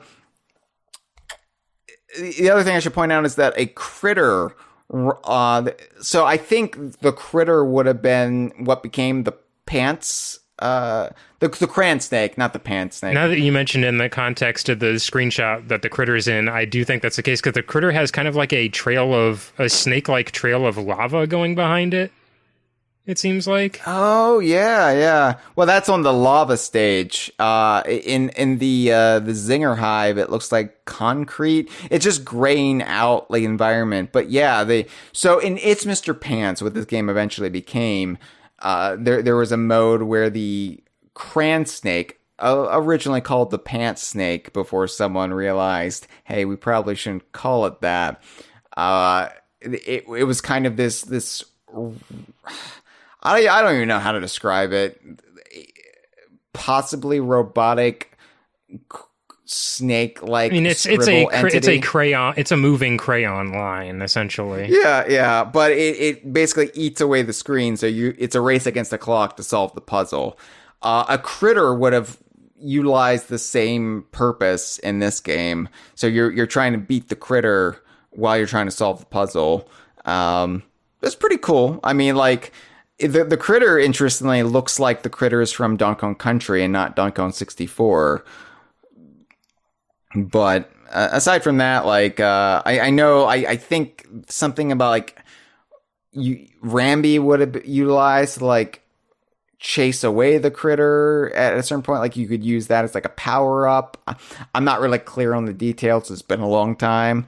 And, of course, ultimately, this game was not released. Now, this is interesting because the buyout apparently didn't affect Coconut Crackers. They were going to remove the Donkey Kong branding from it anyway, even if they stayed with Nintendo. Am I incorrect in that? That's what we've heard in recent years. I've heard so. I think there have been like conflicting stories on it, but I did have a concrete tweet from somebody who said they had seen artwork for It's Mr. Pants in the year 2001, which would be before the buyout was even like a twinkle in the eye for this. Yeah. So I do have to believe that at least the idea was on the table, and understandably so, because this is a very weird fit for the Donkey Kong IP, and I think even at a time when relationships with Nintendo were friendly, they may have kind of tilted their heads at this a bit. Yeah, but I also I don't see why, because they'll stick Mario in everything. Mario was in a pinball game a couple years after that. I don't see why Donkey Kong also can't have this. Kirby has this. That's maybe not necessarily the case, because just the fact that these games exist tells me that Rare had so much clout in the late 90s with Nintendo. Yeah. So I guess before we move on, we should talk about the other weird historical curiosity with Coconut Crackers. How its logo would wind up in a trailer for a shitty CGI cartoon that was direct to DVD called Food Fight. I don't know anything about this because I'm the one who is not even watching Shrek when everybody's telling me to watch Shrek.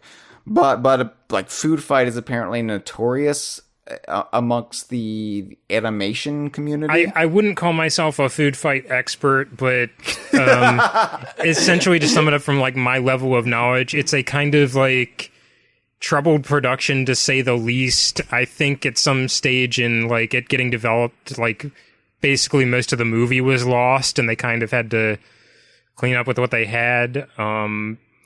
But I mean, I could be misconstruing that or not giving it the depth it deserves, but I'm sure if you just look up the well-documented story on that, it's kind of a train wreck. And regardless of the production, the final product is not very fondly looked upon.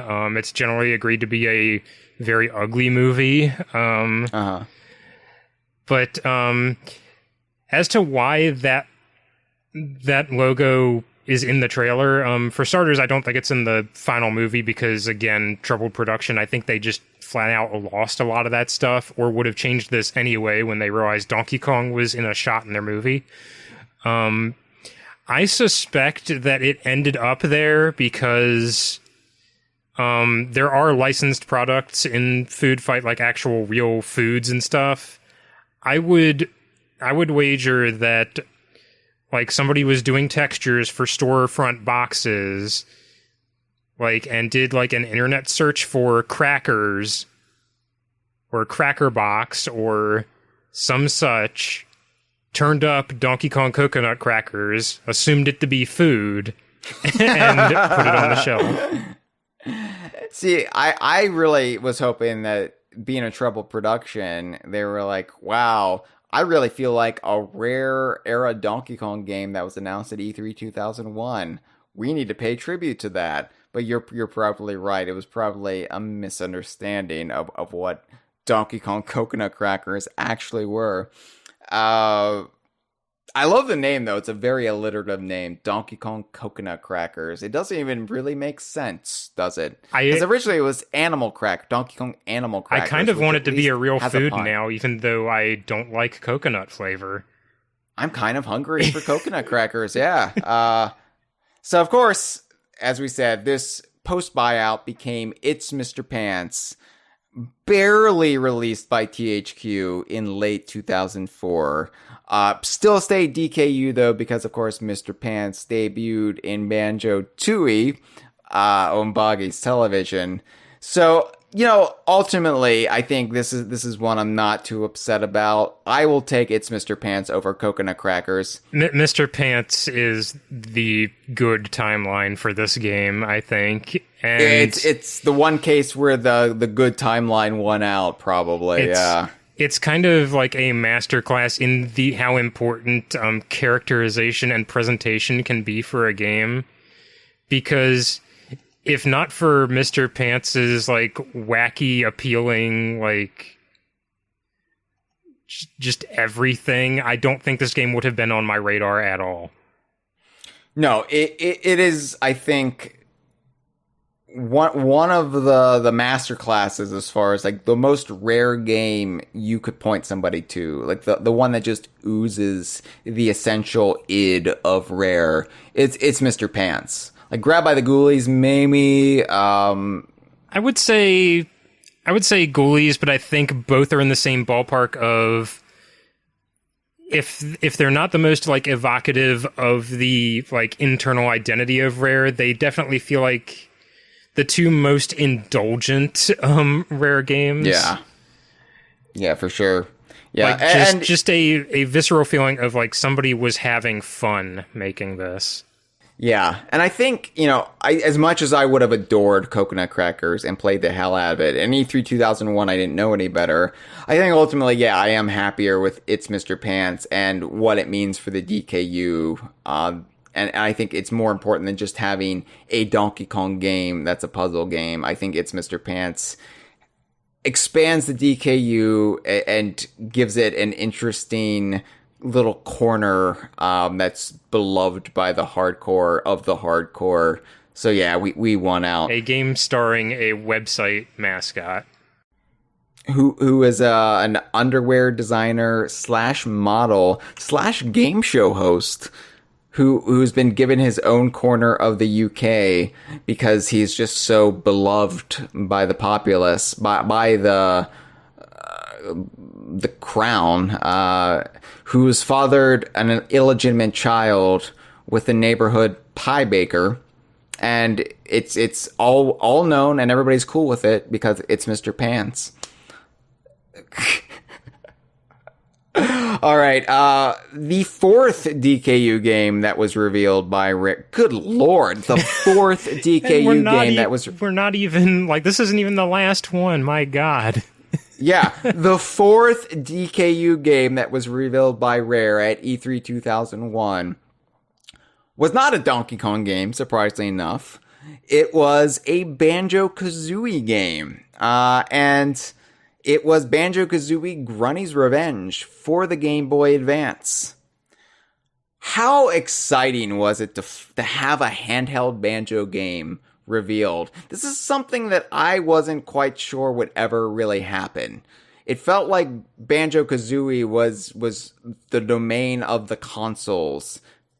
It's wild. So I think I was even though I played the Donkey Kong Country trilogy as a kid, I think I was too young to really grasp the notability of like this being a game, those being games that quote unquote looked 3D on 16-bit hardware and how that blew everybody's mind. I think that was the reaction I had, or at least that was the kind of reaction I had to seeing an early screenshot of Banjo-Kazooie Grunty's Revenge and thinking, holy shit, this looks like an N64 game on a Game Boy. Yeah, I mean, it's a very pretty game. It's gorgeous. To this day, I love looking at the screenshots for it. It's top down. It's basically Banjo-Kazooie by way of Conker's Pocket Tales, but it works. It should not work as well as it does. It works so well. They're able to replicate the fundamental framework of Banjo-Kazooie in a top-down game. And it's something that, we see today in Yooka-Laylee and Impossible Lair. It's overworld, very evocative of Grunny's Revenge. And I love Grunny's Revenge. I could go on and on about Grunny's Revenge. I feel like Grunny's Revenge is the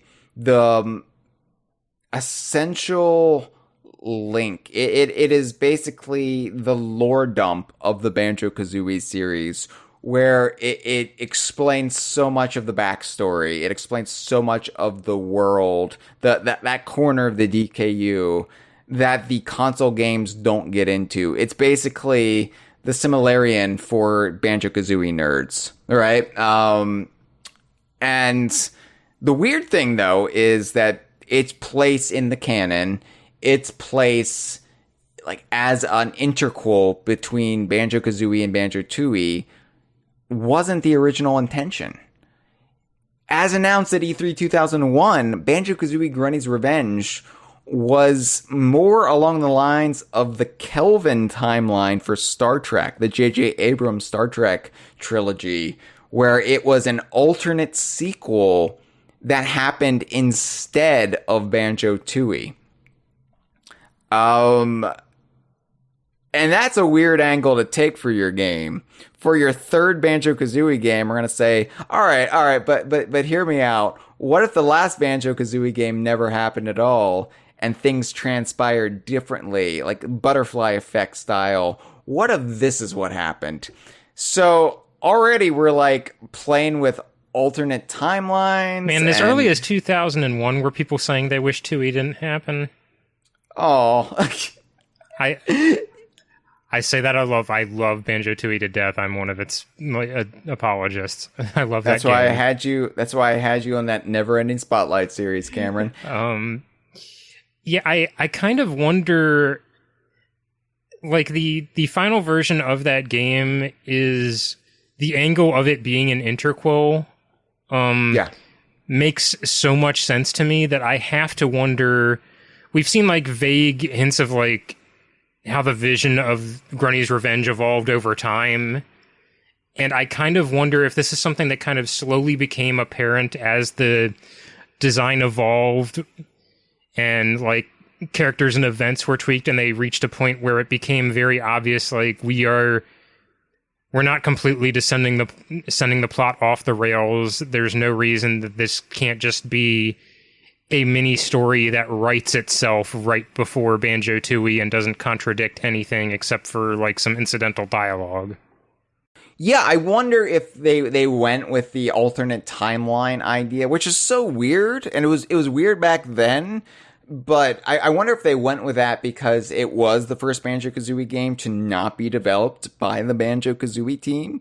And so it was kind of like this Nintendo respect thing. Like, we don't want to trample, we don't want to pee in your pool. We want to like stay in our lane. And so we'll play with the characters, but in an ambiguously non-canon way, so it doesn't affect anything you might want to do in a future Banjo-Kazooie game. It was a time travel game, so maybe they thought it operated on like end game rules, where you you just set up a new timeline by changing anything in the past, and it's irreconcilable.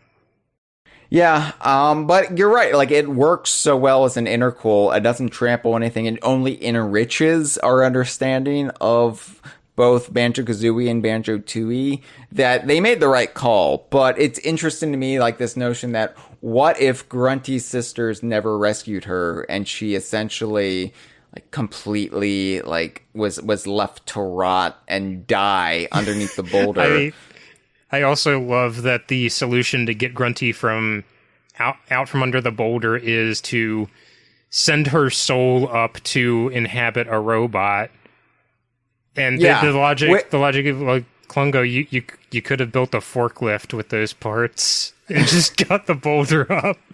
It's like, why does the professor on Gilligan's Island just not build a boat, right? Like, why doesn't he just fix the SS Minnow? Why is he trying all this elaborate chicanery with his knowledge when he could just build a boat? But yeah, it's funny because you can clearly see like the alt timeline influence in Grunty's Revenge with the notion that Grunty's ghost leaves her body and inhabits a robot, and that's Klungo's solution. When originally it was she dies. Her sisters never come. She dies. Now Grunty's a ghost. And so the only solution is to have her ghost possess a mechanical body. It could even inform like Jiggy Wiggy and Honey Bee's roles in the game, because maybe instead of their younger selves, it didn't really matter who they were because this was an alternate universe. Yeah. Yeah. It's butterfly effect, dominoes falling in a different direction. Which is cool. The thing is, like, we were excited about this. It wasn't like, oh, how dare they have an alt universe version of Banjo and Kazooie. It was like, whoa, the DKU is expanding so much, it's now a multiverse. Like, we were on board with anything, right? Like, nothing could have rained on our parade. And even though this, like, was going to be in a timeline where Banjo-Tooie didn't happen, it was still DKU. It was still part of the narrative framework. Like, it would just be, like I said, like something like the Kelvin timeline, where it still matters. It's in its own lane so much. So, ultimately they made the right call. It works so well as an interquel, and I can't imagine Banjo-Kazooie lore without it as an interquel. This is also a weird one to talk about after the previous three games we discussed, because I feel like by and large the vision for Banjo-Kazooie Grunty's Revenge was completely untouched by the buyout and any of the like politics around it.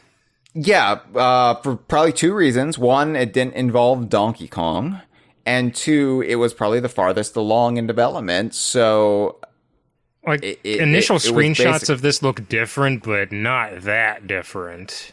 Yeah, and we know it had been in development for the Game Boy Color. Like, stuff has leaked since then. Grunty's Curse was the original title. So, it just, we didn't get it announced until this E3 with this deluge of games from the handheld team.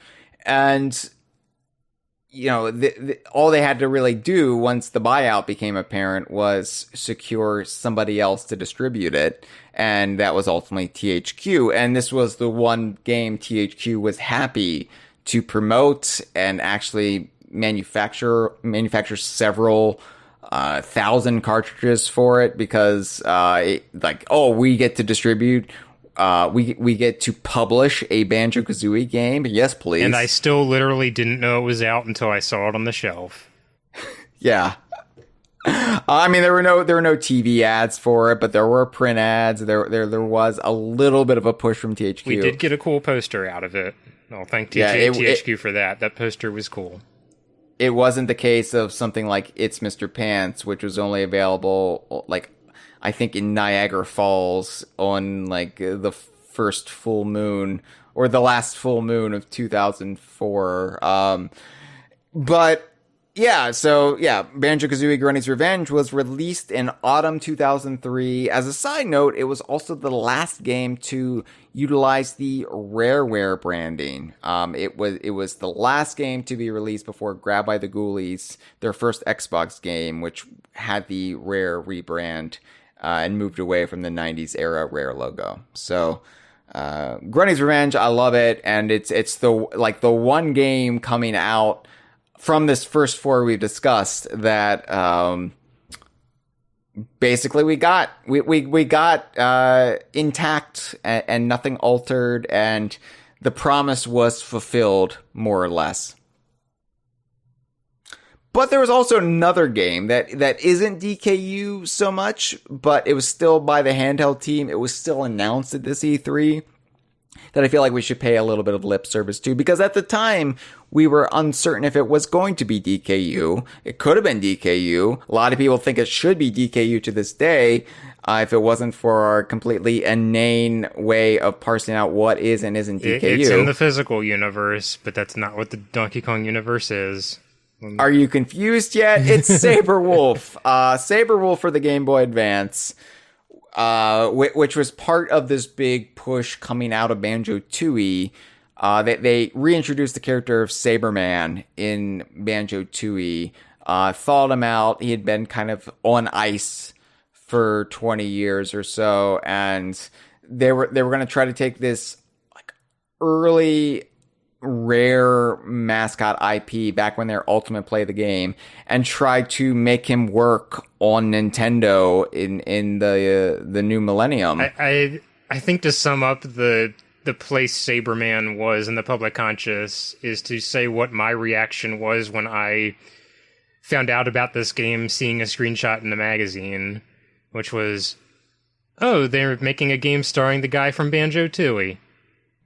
Pretty much, yeah. I think it may even be the same 3D model of him, like with the mitten hands. Yeah, you see like his appearance in Banjo-Tooie, and he mentions he might ride a dolphin, and it's clearly setting up. Rare had ambitious plans. Maybe we were gonna get a GameCube game starring Saberman, but first they were gonna do this Game Boy Advance game to kind of test the waters a little bit.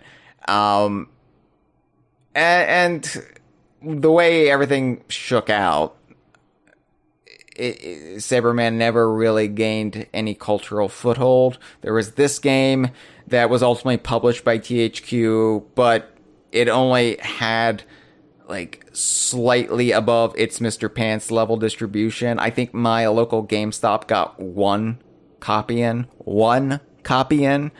and that was it. And it was easier to find than its Mr. Pants, but just barely.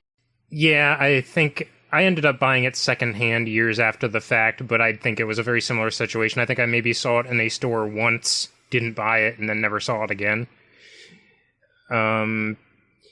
But I guess since we're talking about E3, something like I looked up an early footage of Saberman in advance of this, like in advance of talking about it, and a very glaring difference between this and the game that we got. Like, it is very similar. I think this is another Banjo-Kazooie Grunny's Revenge situation where we, even if things changed, mostly got the vision of the game that would have hit regardless. But a key difference is that the sort of animal friends that Saberman relies on in the final game look like they're in largely a lot of them seem to be just like actual like traps and weapons. Like there's footage of Saberman dropping a bomb, which I think in the final game became the boomer, the kangaroo that explodes. Like I think you can kind of see the signs even this early of what they were running into with Saberman Stampede, which was like, oh, this like great white hunter archetype no longer works with our modern sensibilities. We need to find a new angle for Saberman so this doesn't get extremely uncomfortable. Yep. and even now, like just the iconography of Saberman, this British man in a pith helmet, like it definitely brings to mind some unsavory historical implications that, you know, weren't necessarily at the forefront of our minds even during the aughts when we were holding out hope for Saberman Stampede. So it makes sense to me that Arthur Pendragon became the ultimate play of the game character that would have the career resurgence vis-a-vis Sea of Thieves. But yeah, they really gave it a go for Saberman. And speaking of which, if you want to see like Arthur Pendragon examine some questionable parts of his own past, read the free comics starring him on Comixology. Hey, that's a plug. But yeah, so we thought maybe, you know, Saberman, even though he himself wasn't a DKU character, his relationship with the DKU as sort of like a friend of the DKU, we thought maybe this game would maybe have some sort of cameo that would push it over the edge. It ultimately did not, but we were still kind of like keeping one eye open on this, even though we already had like how many games to focus on this E3. So it was kind of like, oh yeah, that's also cool. We'll get to that maybe eventually. It's kind of a shame. In like any other year, this would not have flown under the radar. Yeah. It just happened to be with the exact group of games for this to be like near the bottom of notability, which is unfortunate because it is a really good game for how far it would have flown under the radar. Yeah, it's just like arguably, I think Rare's best game on the GBA. At least Lee Loveday has said so. Yeah, I mean, I love Granny's Revenge, and I love It's Mr. Pants, so it's hard, like, I will fight those, I will fight that opinion to the death, but also, like, I have not played Saberwolf as much as I have those two games, so. I'd also be remiss not to point out it's probably the GBA game most similar to Yooka-Laylee and the Impossible Lair. Yeah, so that's another reason why we should check it out as an honorable mention at the very least. It would make for good conversation at some point. But again, when in a slower news period, like that's the problem with Saberwolf is there's always something else going on that really prohibits me from really giving it its due. So it is what it is. But there is another Rare game at this E3, Cameron, and so this one wasn't a reveal. Like, so I'm not saying like we had 6 reveals to this game, but this I think an aspect of this was a reveal. It's weird. It was a coming out party for a new persona for an already announced Rare game. So Dinosaur Planet had already been around as a game. We knew that was coming, but in the lead up to E3 2001, there were rumors. There were so many rumors about Nintendo and Rare possibly reworking Dinosaur Planet together and making it a Star Fox game. And we weren't happy about that, Cam. Oh, we were as salty about that as I got about the Billy Mitchell being referenced in Donkey Kong Country Returns. It was like I wasn't one of the DK Vine staffers that was the most enthusiastic about Dinosaur Planet. I was looking forward to it. I was intrigued by it, especially this notion of a Diddy Kong Racing prequel that's this sci-fi fantasy adventure on an alien planet that retcons the boss character of Tricky as an extraterrestrial dinosaur. I was all on board for that, obviously. Who wouldn't be? But it wasn't like something I was as obsessive about as other DK Vine staffers. So I wasn't as emotionally invested as if that game got torpedoed and became a Star Fox game. I would have been upset, but I wouldn't have been devastated, I guess, is the way to put it. And in 2001, that was not even on my radar because the Star Fox Adventures was the first I had heard of Dinosaur Planet at that point. I just was not paying attention to any news regarding Dinosaur Planet until the news came that it was getting retold into a Star Fox game. Yeah. And of course, for more on Dinosaur Planet, see the season premiere of The Conversation, season 9 premiere. Cameron and I talk about the leaked Dinosaur Planet ROM. I have to say, now that we have a greater picture than ever of the tumultuous, very long and winding road to Star Fox Adventures from Dinosaur Planet, if I had just taken it as assumption that Star Fox Adventures started as Star Fox Adventures and was like a GameCube original title, I'd still be very blown away by the shift from what was shown off at E3 2001 and what we ultimately got, because this game got a huge glow up from what was shown in 2001. Yeah. And that's not to say what was shown in 2001 was ugly, but it wasn't the absolute visual treat that the final game is. I think they've added so many little extra touches, and Fox doesn't have fur in this version. That's the most notable thing. Which, when you think about Star Fox Adventures, you think about that fur, right?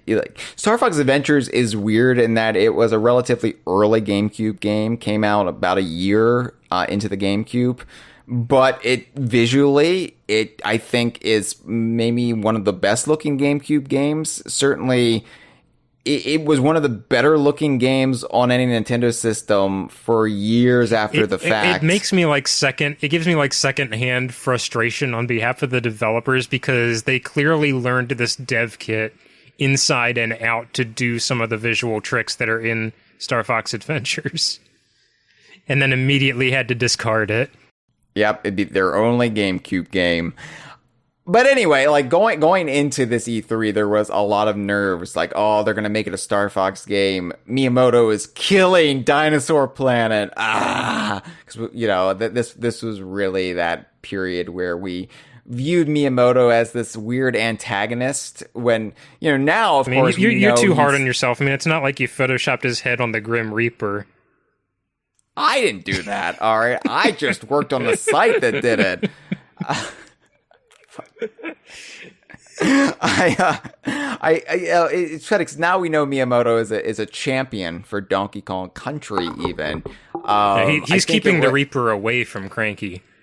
Yeah, I think on the DK Vine forum, talking about all the recent rumors, I think it might have been Alf with the Jimmy Fallon avatar. Don't ask that said the biggest character development, anime style character development is Miyamoto becoming the champion for Donkey Kong Country. That's not verbatim, but it said something along those lines. And yeah, I agree, because back then we viewed Miyamoto as the one who was conspiring against the Donkey Kong universe, because his precious arcade Donkey Kong was being rewritten, and it was, and he was coming for Dinosaur Planet. I love the view that Miyamoto has apparently taken on Cranky, because honestly, if he were upset with the direction that Cranky Kong's character took, I would completely understand, because they kind of took his signature baby and made him a whiny old man. Yeah. But the fact that he loves it makes it is just kind of heartwarming. Who knew, right? Who knew, especially back in 2001. But, and of course, people evolve too. I'm sure Miyamoto did feel some professional rivalry with Rare during this era, but people grow, people mature. We matured. Miyamoto, if he did have any problems, he's certainly over them now. So, that we have to let each other grow, as I often like to say. Sometimes people have a bad day, too. Yeah, I've had plenty of them over my 21 years on DK Vine. But yeah, so we didn't know what to expect. And so, sure enough, Dinosaur Planet was now Star Fox Adventures, Dinosaur Planet. But I remember distinctly when Fox McCloud mentioned Tricky in-game footage, said the name Tricky, there was much rejoicing to be had, because even if we viewed the thing as a big old compromise, like, oh, we didn't want this to be a Star Fox game. We wanted Dinosaur Planet. We wanted it to be its own IP. Even though we weren't wild about that, well, if it has to be that, at least it still has a young Tricky in it, and at least it's still DKU. Yeah, this version of the game is really interesting to look back to now that we have the N64 version to compare it to, because now I look at it and I see way more connective tissue now that I have a frame of reference for what the very early version of Fox looked like on the N64. And I can see, like, the early HUD artwork with the hand-drawn Fox and, like, all these little design cues that, like, got tweaked in between in this, like, mid-stage. It's really fascinating to track. Yeah. And, ultimately, of course, Star Fox Adventures sans the Dinosaur Planet subtitle, because it would be one game. It wouldn't be the start of a new series like we thought at E3 2001. Like, oh, Star Fox Adventures : Walrus World and Octopi Planet. I realize octopi is not the correct term for plural octopuses, but just that's what the joke we had back then. Imagine if every single Diddy Kong Racing boss is a retcon to the Star Fox series. We were on board with it. Walrus World, I remember being thrown around a lot. It didn't take long for us to adapt to this new way of thinking, and we even viewed it as like, well, Rare reinvented Donkey Kong. Now they get to reinvent Star Fox and bring it in. They shot themselves in the foot by bringing Dragon Rock into the first game, though. Yeah, but then the buyout happened. Then Nintendo said, we're not going to buy you, Rare. And then Xbox said, oh, but we will. And so It so genuinely thought like the Star Fox Adventures name was establishing like a side series that would continue to get sequels and iterations. And I don't doubt that if Rare had stayed with Nintendo, that would have been a conversation at some point, because you do kind of get the sense that some of the things that are underexplored in Star Fox Adventures, that there's like lamentation that they didn't get to draw on further, like the R-Wing levels in Star Fox Adventures are kind of bare bones, but they're also very competent, very clearly made by people who understood the appeal of Star Fox and probably could have been developed into something more in-depth if they were given a second pass at it.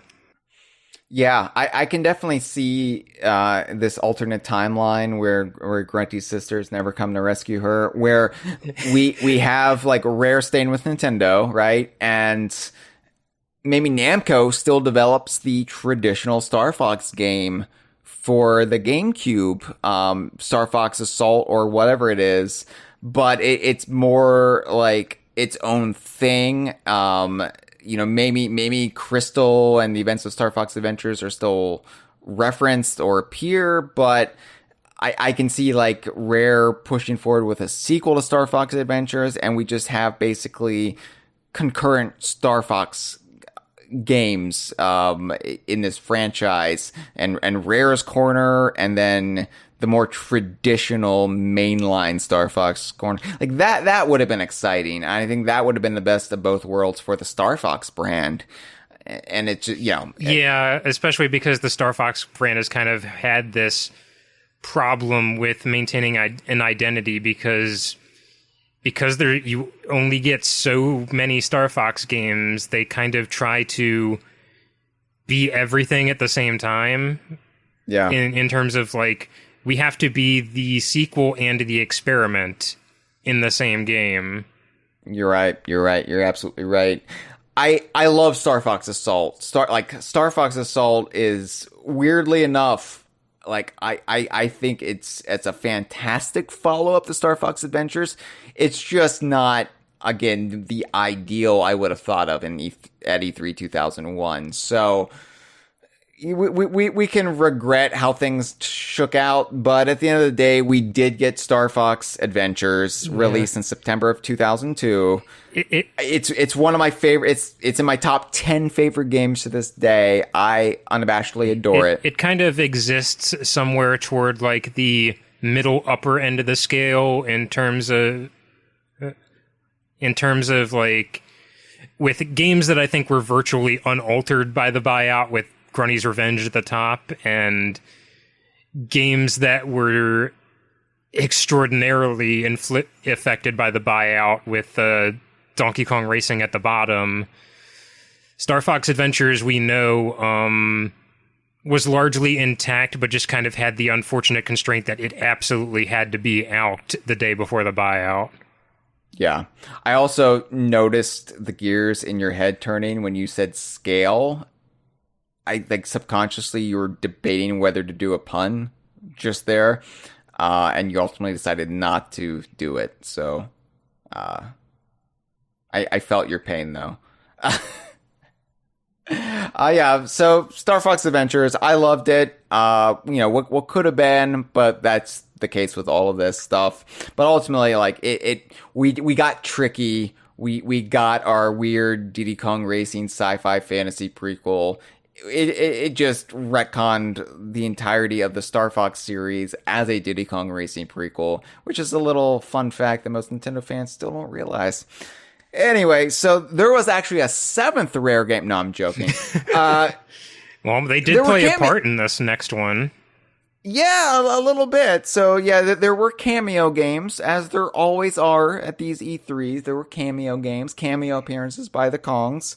But I think what's interesting here is, there would be cameo games all throughout the aughts at every E3, but the caliber of the cameo game, it's not often, right, that we get Super Smash Brothers and Mario Kart at the same E3, even if it was an very early iteration of this Mario Kart. It is a weird, you can tell how weird E3 2001 was when maybe like Super Smash Brothers Melee was at this E3, and it's one of the last things we talk about. Well, sometimes Smash Brothers is all you get if you're lucky. Yeah. This was also, too, before Smash Brothers. Melee is the game, right, that made Smash Brothers Smash Brothers. 100%. This was the game that made Smash Brothers was a big deal, but this is when it kind of like elevated itself into this upper echelon of being the like marquee Nintendo, not just game but series. Yeah, like Smash N64 was sort of a big deal. It was cool. It was kind of a novelty, but the entire Nintendo ecosystem didn't really hinge upon Smash Brothers until the success of Melee, until Melee changed everything. So at this point, we were viewing Super Smash Brothers Melee as, oh, it's cool, Smash is getting a sequel. It wasn't like, here we go, everyone, let's start fighting, let's start arguing about which characters deserve to appear in this. that wasn't part of the I- culture yet. I think the conversation was mostly Smash Brothers is getting a sequel, and my God, it looks gorgeous. it looks so much better Because, than the N64 like, game. Like, Super Smash Brothers looked like an N64 game, but it was also one of the uglier N64 games, to be honest. But almost certainly owing to how many things they had to have on screen without chugging it horribly. But Melee was kind of this complete about face where it was not only much better looking than the original, but it was just this visual showcase of what the GameCube could do. And I think honestly kind of serving as like your sneak preview of what all your favorite franchises were going to look like on the GameCube, like in like implied marketing speak. Yeah, it really was a clever way. Like, whenever I needed to get a Donkey Kong fix, playing the Congo Jungle stage, what we now know as Congo Falls, was how I did it. I would boot that up, and I would just imagine. This was like, even early on, before the buyout, I would imagine, like, this is what Rare's Donkey Kong platformer could look like. With no context, like, my first exposure to this game was just screenshots of the like reveal trailer, which was kind of repurposed as the intro to the game, or maybe was always intended to be that. So I would see these out of context screen grabs of like, holy shit, that's a hyper detailed Fox McCloud fighting a hyper detailed Wolf O'Donnell in deep space, and that looks incredible. And yeah, that was an FMV, but I didn't know that at the time. Or Ridley it's so and funny. Samus, or even. Yeah.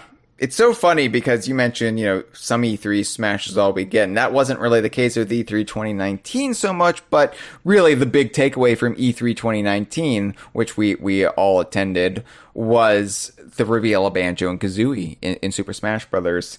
And I remember E3 2001, we had so much going on, Cameron, that we didn't really have time to dwell on the fact that in none of these screenshots did Diddy Kong appear, because that was what the big one from this sequel. Super Smash Brothers for the Nintendo 64, we were already thinking about the sequel, and we were like, well, Diddy's obviously got to be in it, right? Diddy Kong is going to be in it. You had Luigi and Jigglypuff as secondary characters for their respective franchises as bonus secret characters. And Peach and Bowser were among the first revealed for the sequel. Yeah, so we were like, well, yeah, Diddy's gotta be in it. How could you not have Diddy Kong in Super Smash Bros. Melee? So we weren't sweating this so much. It's weird to say, given how much anxiety and angst and anger Smash inspired in Brawl, and especially Super Smash Bros. For Nintendo 3DS and Wii U. But yeah, just the turn where, like, Diddy wasn't in Melee, but I don't think it felt like a huge deal that he wasn't, the way that it felt like a huge deal when it just seemed like he wasn't going to be in Brawl.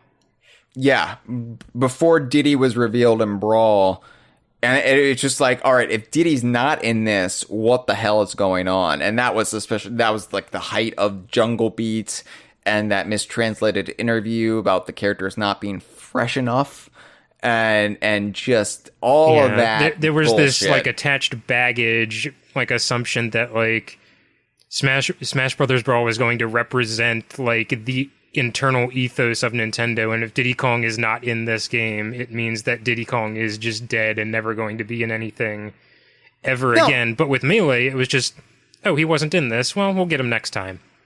In our defense, I mean, I think that would be an accurate assessment to make, because Smash is really the kingmaker. It shows the evolution of Smash Brothers in the public consciousness, where it became the thing that was reflective of the environment around it to the thing that creates the environment around it.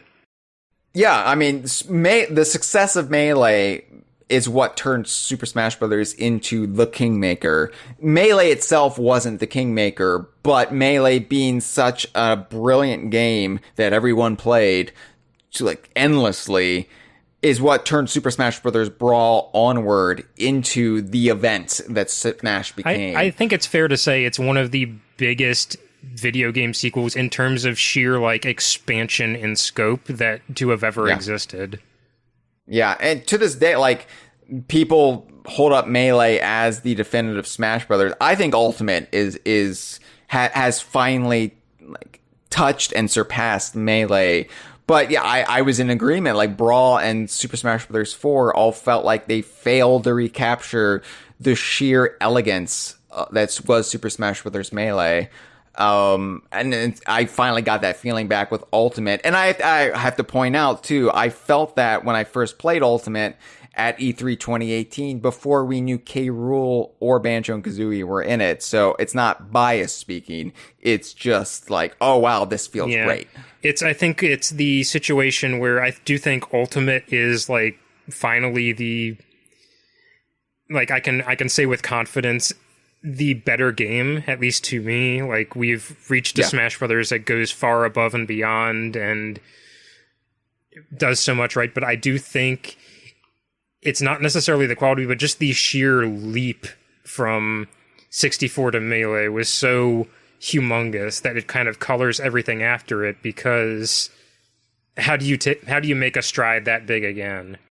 And I don't even remember, like, there's so much going on, and it's so weird that a Super Smash Brothers game is like down the rung sixth most important thing to talk about out of an E3. But did we know that Rare employees were voicing the Star Fox characters, or like didn't that come out till later? I have no idea. I honestly, the funny thing, I didn't even know it when I played the game, because I just remember playing the adventure mode, my mind being blown when the Star Fox characters like started coming in and talking during that cutscene, but also kind of feeling weird that their voices were like very clearly different.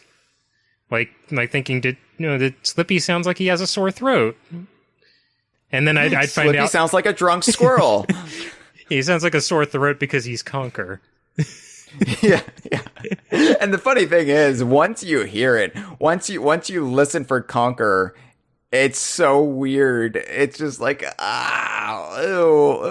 Conker, get out of Slippy's mouth. Conker is just a liquored up Slippy, is what he is. But that was really cool to like to have that, because Super Smash Bros. Melee being revealed same time as Star Fox Adventures had its coming out, and then to have Super Smash Bros. Melee that autumn have the basically soft introduction of Rare's version of Team Star Fox. Yeah, it even like primed you for the character development, that not at the C3, but when the game came out, like it primed you for the character development they were going to make in Star Fox Adventures. Like the trophy descriptions would throw in lines like, oh, Peppy's getting a little bit older and he sits out on missions now. Yeah, it's amazing to me how much Super Smash Bros. Melee feels like a very, very loose, soft prequel to Star Fox Adventures. So much so that I remember playing it and like having Donkey Kong fight Fox McCloud on the Great Fox and just thinking, wow, Fox is about to meet Tricky. Even just that it was the first game to come out with post Star Fox 64 with like a more realistic take on Fox. Like you had the Super Nintendo game where they were all realistic puppets, but you saw that visual shift back in the other direction again.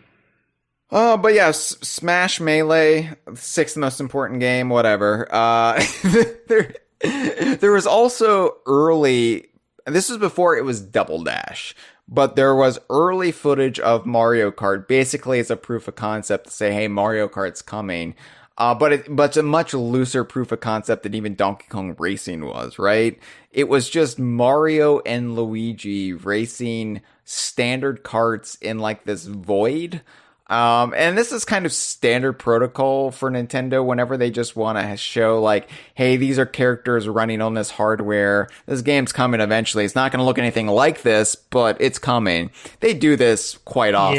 Yeah, I mean, this isn't terribly far off, I think, from the quote-unquote Banjo 3E for GameCube trailer that's really just a bunch of rare characters all on screen at once running down a valley. I had to look that up before, because I was like, was that shown at this E3? It was shown at Space World. I think Space World 2000, maybe.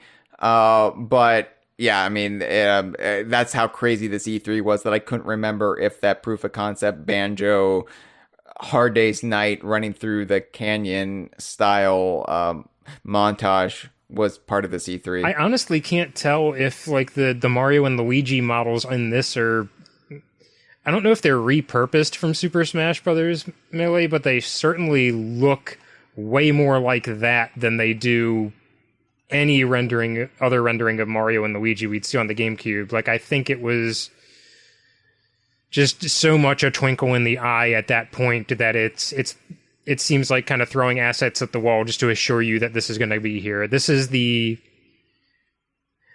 like the glowing Metroid Prime 4 logo is what this is. Yeah. It's funny because there's nothing in this early proof of concept that even points to the weird pastel plasticky look of Double Dash.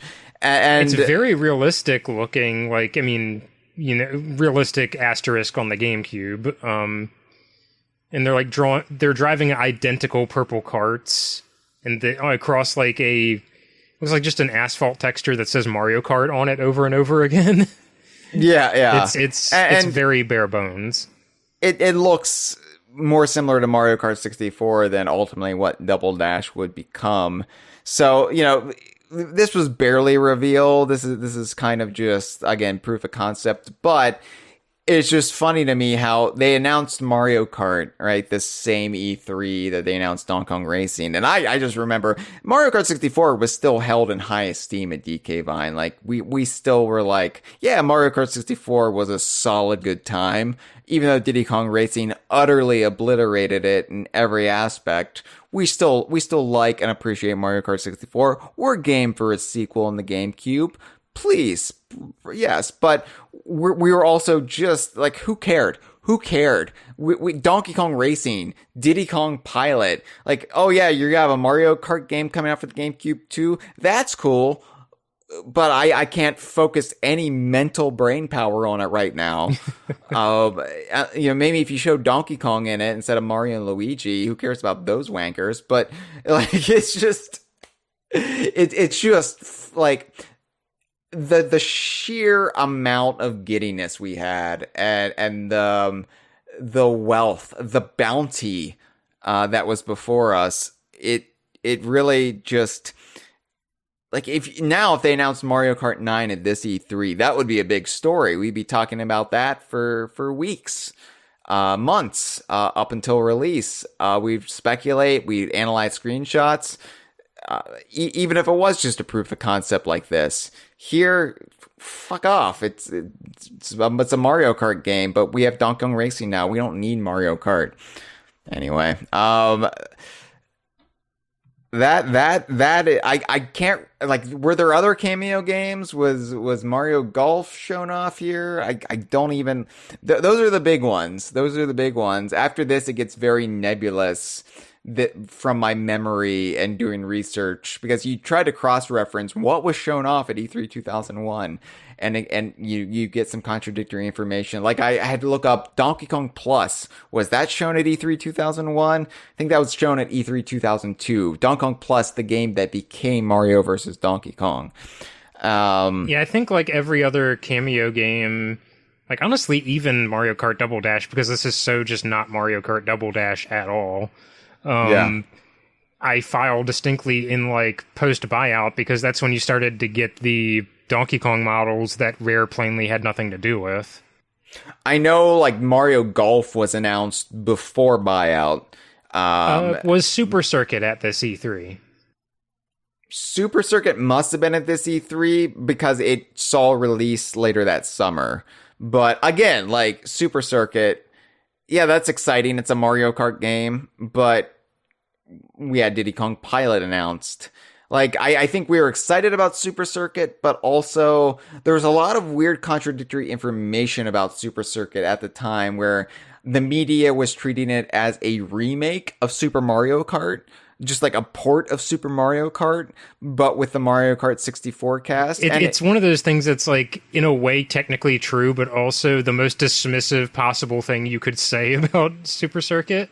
Yeah, in that these Super Mario Kart tracks were unlockable bonuses in the game, but it had all new tracks. Like, it had the framework of Super Mario Kart, but it was a new game. I genuinely remember a time when Super Circuit was the Game Boy Advance game I was looking the most forward to.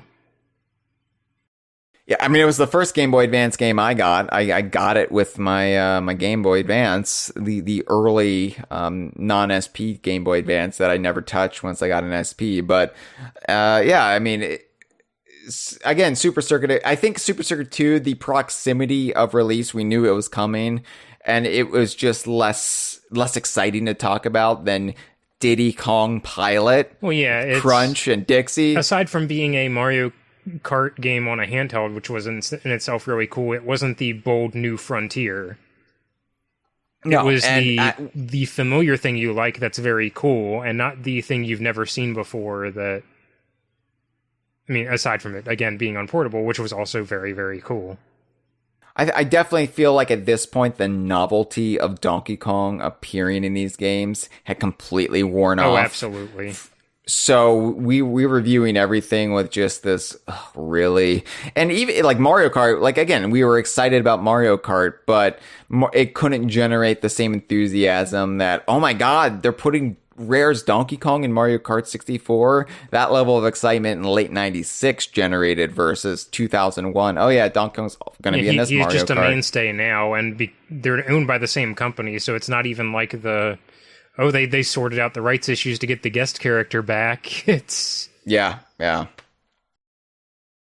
Well, Cameron, we do have a phone call to take about E3 2001, and then we'll sum it all up. We'll sum up this nostalgic trip down memory lane, and hopefully set the stage for E3 memories to come this year.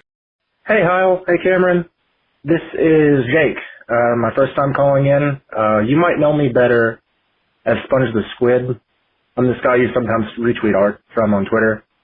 I had the urge to call in. I wanted to have some thoughts to give about Donkey Kong Racing. So, as far as E3 2001, I never caught it. I was way too young to be keeping up with game news at that time. Around that age, I was mostly just playing Donkey Kong games. As those years went on, I was getting into the Game Boy Advance remakes. And I think it was the first E3, around the first E3 I saw was 2006, I think, was the one when they showed the Brawl trailer. That same year, I had discovered the Donkey Kong Racing trailer, not knowing it was something that was, canceled years prior. Blew my mind. And it taught me a very, valuable lesson at a young age to not really take things for granted. Because years prior, I was just, not aware of what Rare was as a studio and what was going on behind the scenes, and just expecting, when a Donkey Kong game might show up on the GameCube or the Wii. And nowadays, I look back at a lot of these games that I might have had some sort of, angst or a bitterness to, like Jungle Beat. I look back to them really fondly, and I feel the same way about this trailer.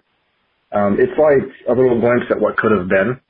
And I know some people might look at that and think, wow, I wish I never even saw this. Now I'm going to want it the rest of my life. But for me, it's a case of I'm grateful to have seen it because, with Rare getting bought, it could have been a chance where they didn't even show a trailer and we would have never known. So, it's really interesting to see that sort of development of what they were doing right before they, had switched studios. But anyway, that's basically all I wanted to say. I hope you both have a good rest of the day, and take care. Well, thank you for the call, Jake. And I think that's a beautiful way of looking at this. It's pretty much framing it in the best possible way we can, all things considered. I know I'm so used to like tweeting or posting or bringing up Donkey Kong Racing and just seeing like crying emojis as replies. I often associate it with DK Vine community stalwart Carla, who this is like the biggest source of despair for her is the lack of Donkey Kong Racing. But no, I think there's beauty in our sorrow, and in seeing the possibility and even not getting it, there is something to be learned from that. And I feel like as a fandom, as a community, we've all grown from it. And you're right, like, let's appreciate what we have, because it might not be here tomorrow. Yeah, I think it is a really helpful, a healthy way to look at it. And as an aside, Jake / Sponge, I do recognize your artwork. It's very good, and I think I remember you back in the day from Mario Fan Games Galaxy. So, like this episode, that's a blast from the past. So, I do think it's a good way to look at it, because that I hadn't really considered. But yeah, even though we ultimately didn't get it, the Donkey Kong Racing trailer is kind of at least confirmation of the direction Rare was thinking of for Donkey Kong at the time. And in a way, I kind of feel like it vindicates a lot of the fan fervor in terms of like paying attention to the stuff they were pulling from, because without the context of what we lost with Donkey Kong Racing, I feel like Donkey Kong Country as a series would not give people the expectation that it would draw on its past all that heavily. Mm-hmm. Like, I think, again, since the buyout days, like, Peon's games are the closest we've really broached to that level of indulgent tribute and in-depth references to the past. And I think that kind of in itself gives it this place in history. Like, yeah, this is proof that, like, this is what we want people to. This is the kind of thing we want a developer to strive for, and it also shows that it's not out of the realm of possibility for them to do it. Absolutely right. And you mentioned like stuff like Kremlantis, right? Like, I feel like without this trailer, concepts like Kremlantis wouldn't have such the prominence they have in those of us who obsess about the lore and backstory of the Rare archipelago and the history of the Kremlings and the Kongs, and the fact that they were going to bring this area back from Donkey Kong Land. My God. It means more that we knew that intent was there versus never knowing they were going to do it at all, right? Yeah, I could very much believe that in 2001, nobody at Rare remembered what Kremlantis was. Yeah, absolutely. But here we are, proof.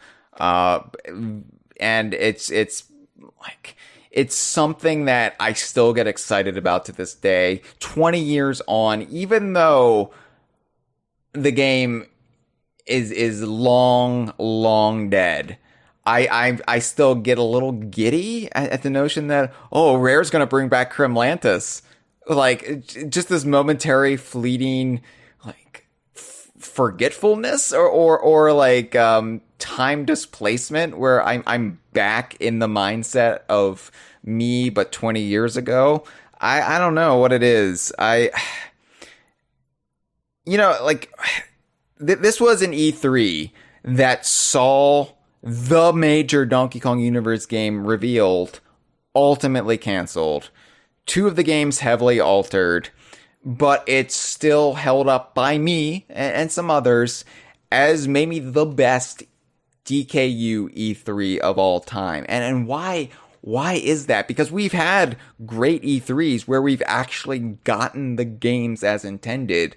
And you know, like really quick, E3 2004, it was mired in the politics and drama of the buyout era, but we still got Jungle Beat, we still got King of Swing, we still got Conquer Live and Reloaded, you know. So that was a good E3. E3 2010, if you listen, you can hear it coming. Legendary. E3 2014, Tropical Freeze. E3 2015 with the Rare Renaissance. E3 2019, Banjo and Kazooie and Smash.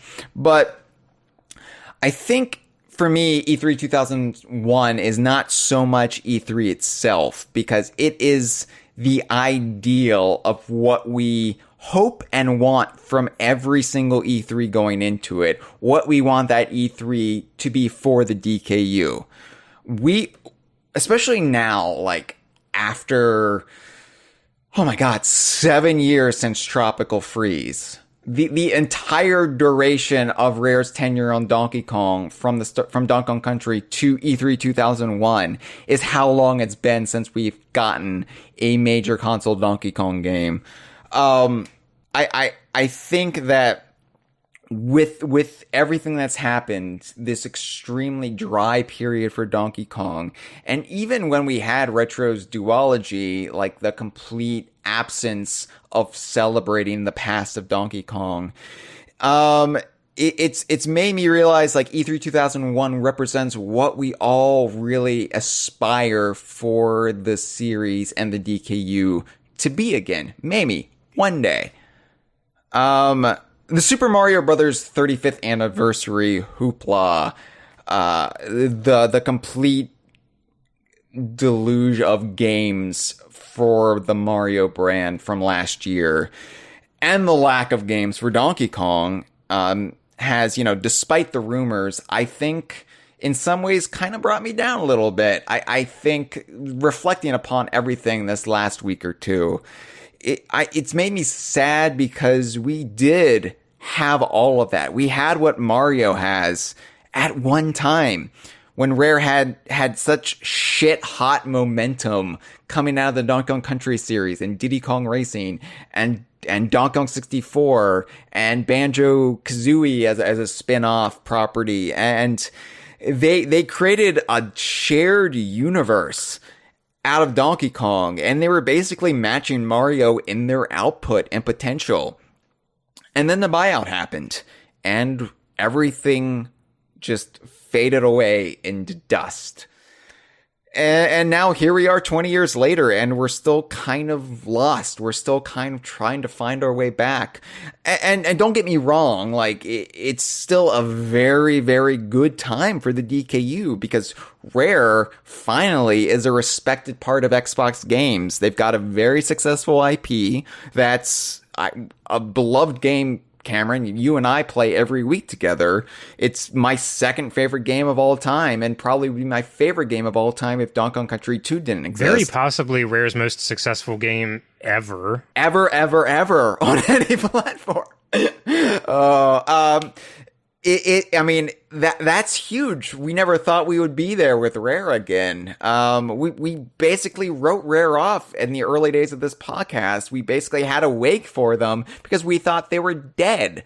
And here we are. Like, who could have seen that coming? Playtonic, meanwhile, has formed. And not only are they producing terrific games like Impossible Lair, but they're playing along with our DKU nonsense. They're like celebrating the weird, nerdy minutia that we at DK Vine have always gotten off on. And you know, Impossible Lair, it is essentially that spiritual, non-retro Donkey Kong Country 4.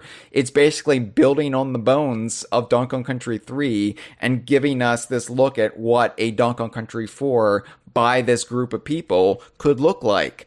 And honestly, like, in a lot of ways, I think Impossible Lair, I might like it more than Tropical Freeze, or I'm starting to. Controversial opinion, but I just said it. Oops. I think it's hard for me to say which game I like more. I think, but it's because they appeal to different parts of my sensibilities that correlate to what I liked about the original Donkey Kong Country games. Yeah, I mean, either way, like, an embarrassment of riches with Impossible Lair and Tropical Freeze coexisting on the same system, if you want. But, you know, all of that is great, and I am definitely thankful for it. You know, the Renaissance is the terminology we coined for this era that, you know, maybe we're about to enter a new era, but the Renaissance has been good to us. And I'm not, like, eschewing that, or I'm not saying like, oh, I hate Sea of Thieves, oh, I hate Yooka-Laylee, give me Banjo, give me Donkey Kong, I want to feel like a kid again. I'm not saying that, but, you know, all that being said, I have come to realize, I think, that, you know, hey, IPs and franchises, they do matter too. And they matter to fans. They matter to the community that makes up a fandom. And running DK Vine, I'm always sort of amazed and taken aback by how international our fandom is, and how much it's filled with such a wonderfully diverse group of individuals from all walks of life, all creeds. We're brought together because we feel the same things when we play these games. When we visit Donkey Kong Island, for example, we're all feeling the same feelings, and we're having a shared moment, whether we're realizing it or not. And so, you know, yeah, I'm not going to apologize for still holding up Donkey Kong Racing as this great flashpoint for when the series had the most potential, the brightest future possible, and hoping we can get even a little sliver of that back. Yeah, it's a silly game about monkeys made for children, but it brings people together. And I'm not ashamed to be a fan of this stuff, to get a big damn smile when I see Donkey Kong and Taj the Genie riding killer bees in Fungi Forest. I mean, that's the kind of shit that I think makes us all feel something in this community. And so the pain of losing that game, it does hurt, but if I had the chance, I wouldn't want to go back in time and warn myself. Like Jake said, there's something beautiful in knowing we almost had it and losing it, because it does make us appreciate what we have now all the more. And I wouldn't want to miss out on the euphoria of that feeling. I wouldn't want to go back in time and tell myself, hey, don't get excited about this, because it's not going to happen. Because that wouldn't be fair to young me. It wouldn't be fair to the community to have that moment of collective optimism. The unmatched giddiness of it, that is the joy of E3, in my opinion. That is what I want out of every E3. And that's hopefully what we'll all be feeling really soon, in just a couple of weeks. Although, I guess if I did go back in time, I would probably have to say something about 9/11. This has been a File 2 production. ¡Qué rico!